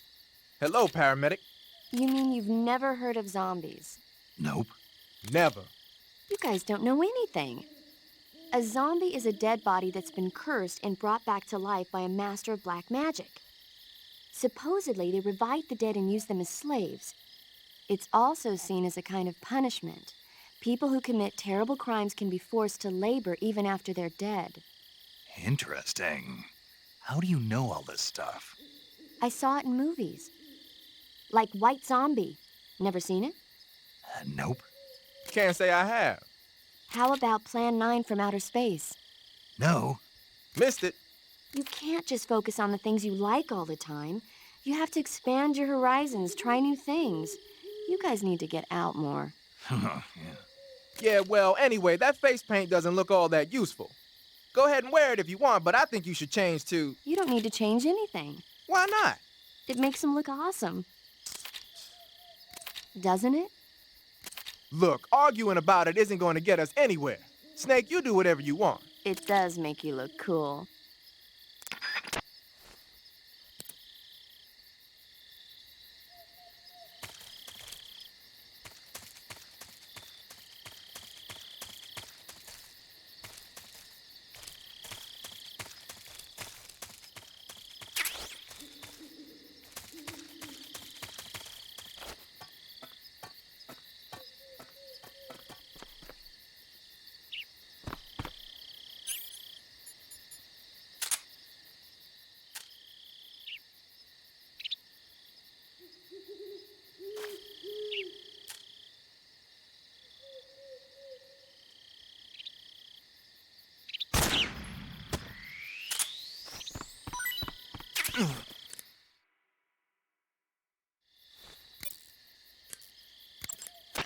Burns happen when you're engulfed in flames or get caught in an explosion. When you've got a burn, your maximum life will go down depending on its severity. Burns heal naturally over time without you doing it.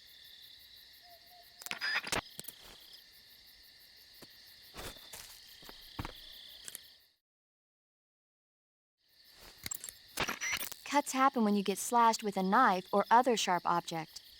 When you have a cut, your maximum life goes down depending on its severity. Cuts heal naturally over time, but if you go into cure in the survival viewer and treat it, it'll heal instantaneously. To treat a cut, you need disinfectant, styptic, sutures, and a bandage. As long as you have all those things, the cut should heal up nicely. That area is home to the reticulated python. The reticulated python is said to be the longest snake in the world. We already It's had. not venomous. Yeah, we already had this discussion. All right. Don't want to tell me about the bird, huh? Well, I'm gonna eat a bird. Said to be edible. Right? Pretty tasty. Neat. I think there's something on the roof. Nope. Maybe not.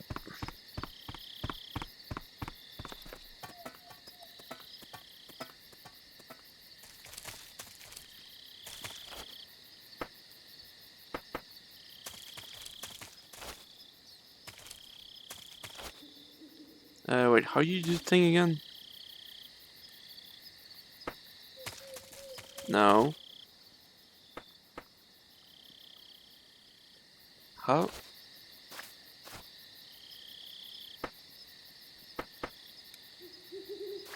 Hang on, I'm trying to get used to the controls again. Isn't it? Okay, that's recenter camera, so that's not it.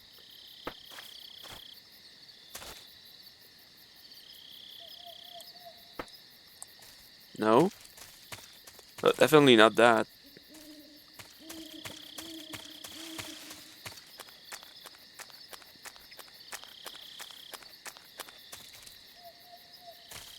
I was trying to knock, like up. I don't remember how to do it. I think there's more hidden items in this area as well.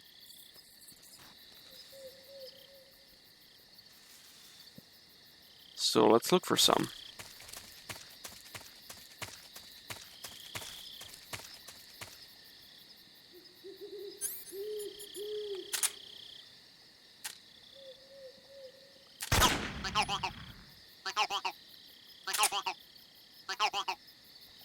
Frog.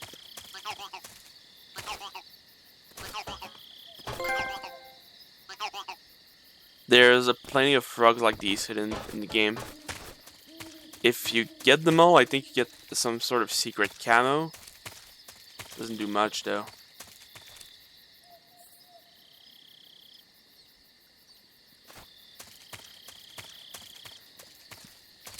Aha, there is something up here.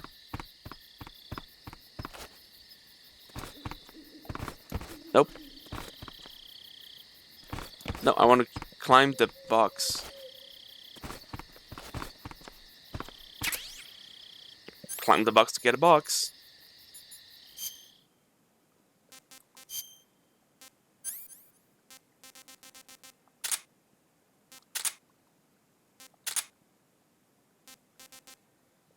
I don't need this. Don't need that.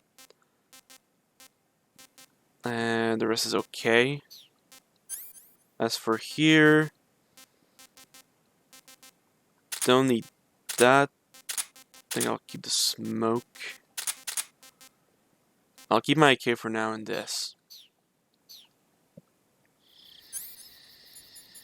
Oh, and I'm gonna remove the stupid zombie camo.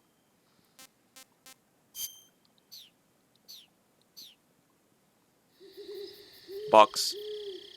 The classic.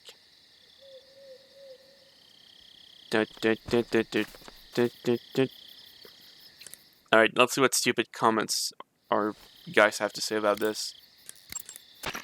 Adam is a spy sent by the Not you, KGB apparently. to infiltrate Volgin's ranks. You'll need to be extremely careful in how you approach him. Obviously. He can't let Volgin know he's meeting me. That's right. Adam won't show up if you're being pursued by the enemy.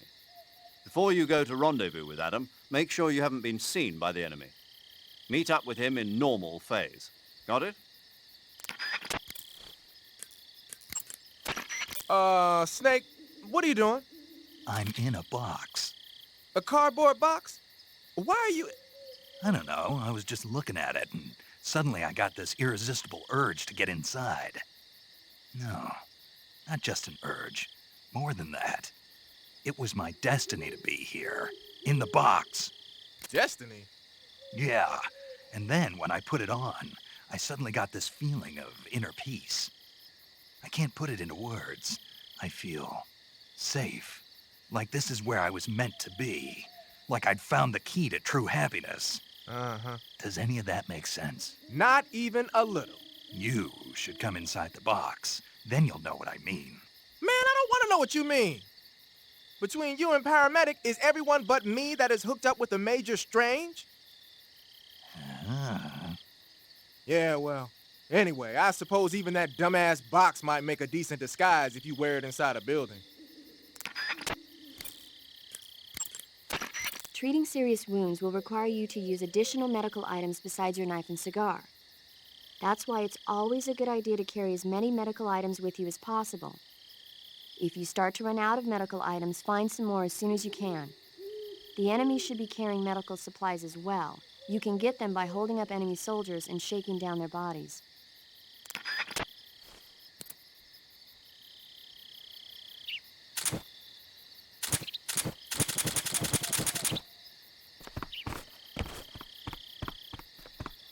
Alright, enough fooling around.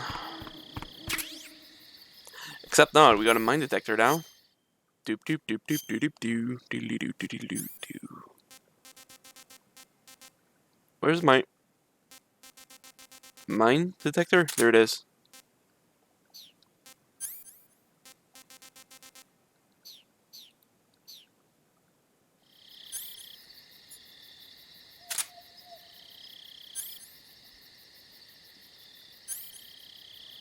This mine detector is fairly useless. It's just a metal detector, really.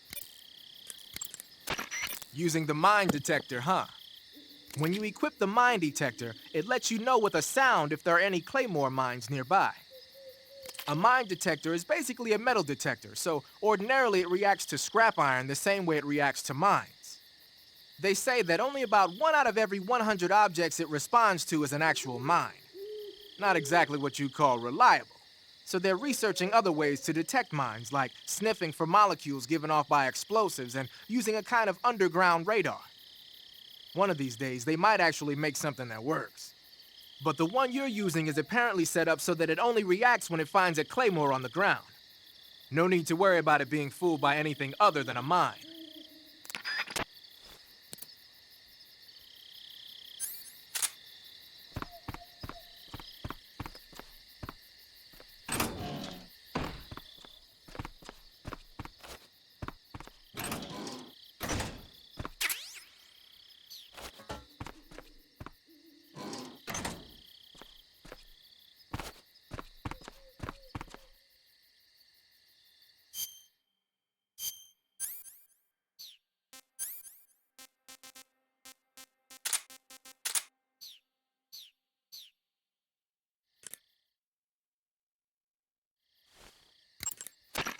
So, you're wearing woodland face paint. The woodland paint is most effective in forest environments. It'll work best if you use it when infiltrating forest areas.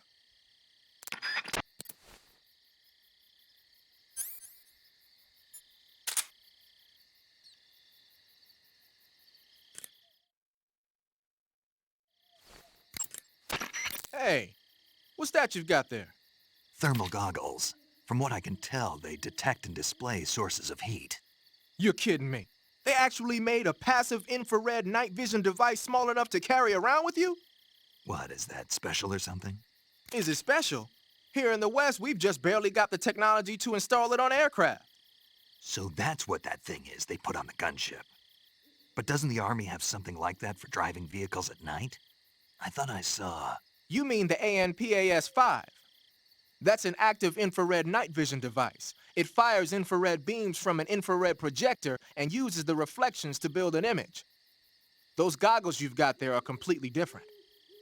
Basically, when you've got those equipped, you'll be able to spot enemy soldiers in the jungle with ease, even if they're camouflaged. They might even help you find traps. But you won't be able to see the terrain as well, so watch your step.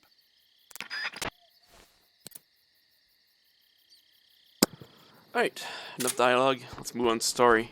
Unless that's a thing? Nope. There's a bed. A one to sleep. Sleep.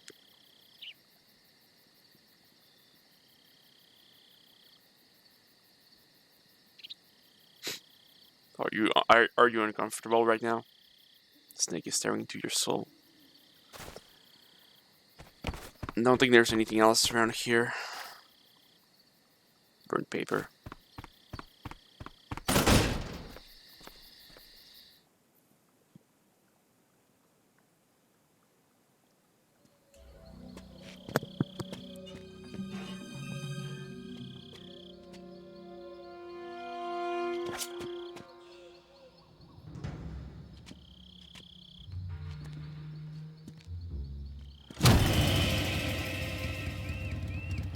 Sorry I'm late. Cut the engine. They'll hear us. Are you the agent they sent? Are you Adam? I thought you were supposed to be a man. Adam couldn't make it. All right, say the password. Who are the Patriots? Who are the Patriots? Answer me!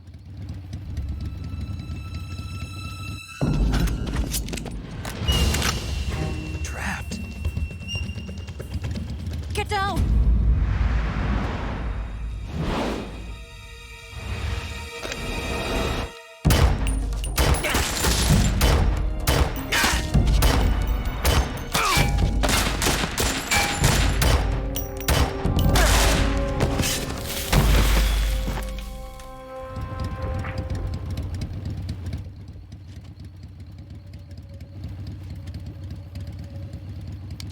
There is your answer.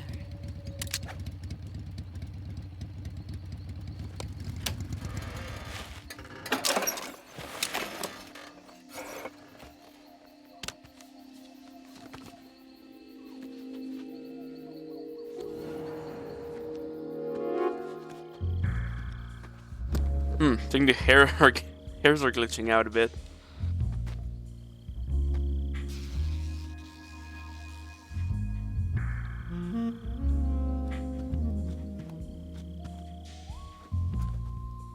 The name's Eva.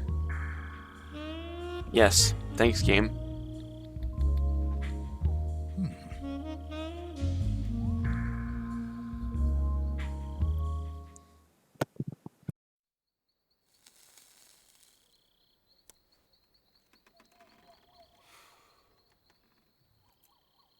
This wasn't part of the plan. What happened to Adam?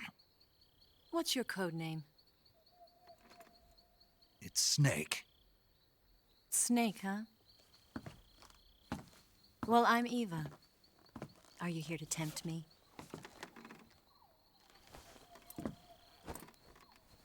What happened to Adam?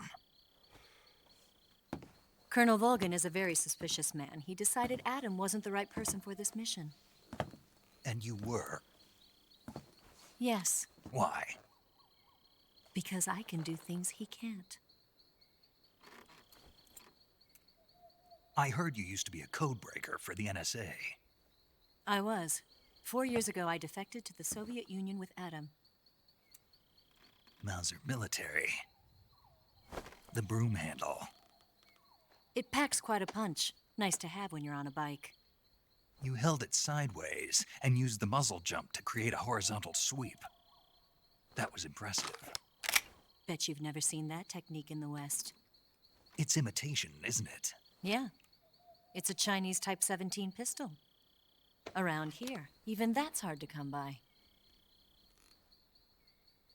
Don't worry, though. The one I've got for you is American-made.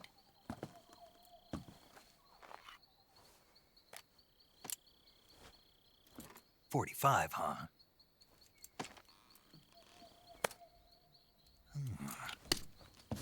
Incredible. Do you like it? The feeding ramp is polished to a mirror sheen. The slide's been reinforced, and the interlock with the frame is tightened for added precision.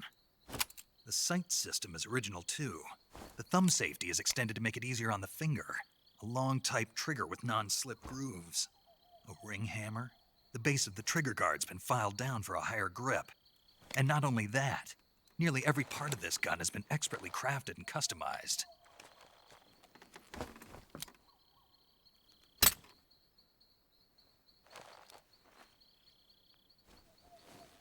Where'd you get something like this? I grabbed it from a Western munitions armory. It probably used to belong to one of your officers, and there are more where that came from.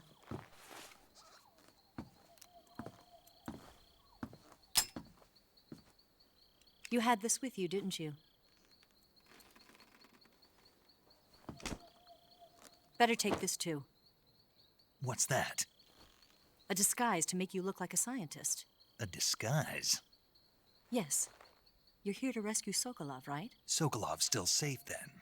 Yes. He's being forced to continue his work on the Shagohod. Where? At the lab.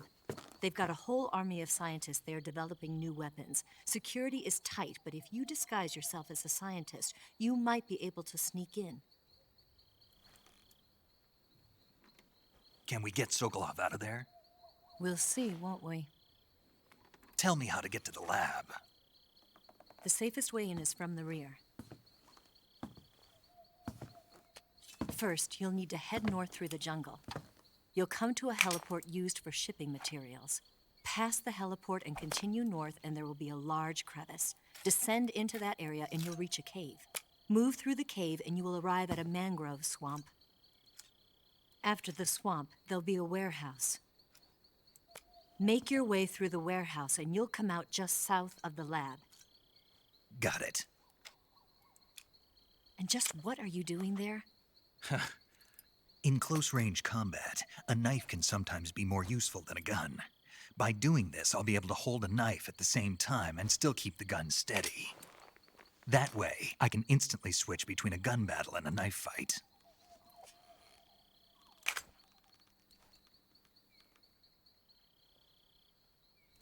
Right, let's get going. Wait a minute. What now? You must be tired. Why don't you take a little rest? I'll be fine. You'll never make it in your condition. It's a jungle out there. There's still an hour before dawn. It's dangerous to be out in the jungle at night without a guide. What about you? I have to get back. I can't be gone for too long. They'll start to suspect something.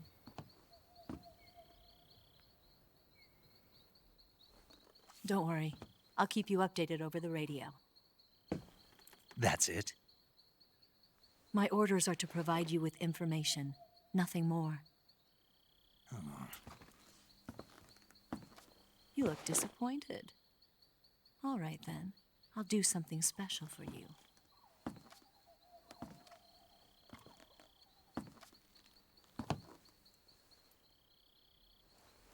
I'll stand watch until dawn. Now be a good boy and lie down.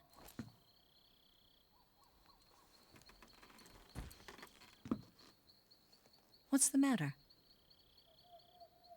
I don't know you well enough to trust you. How well do you have to know me to trust me?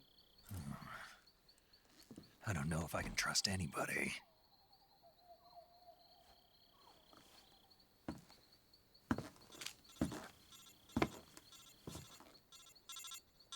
Gonna get that?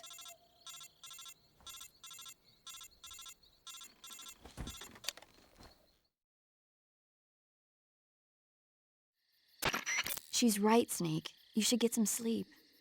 Although in your condition, you really ought to be back in the ICU. Whenever you save the game and quit, you'll go to sleep. Sleeping allows you to gain back stamina naturally. Depending on how long you sleep, you may also recover naturally from sickness and injury. When you're tired or hurt, the best thing to do is just get some sleep.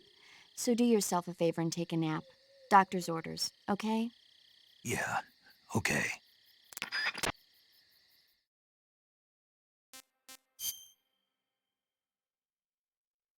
Actually, I think this is an actually good place to stop.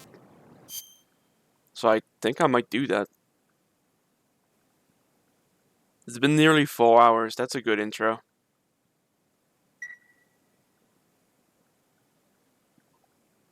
Well done. Oh, it's just gonna progress, huh? Yeah. I'm gonna stop here. See you next time.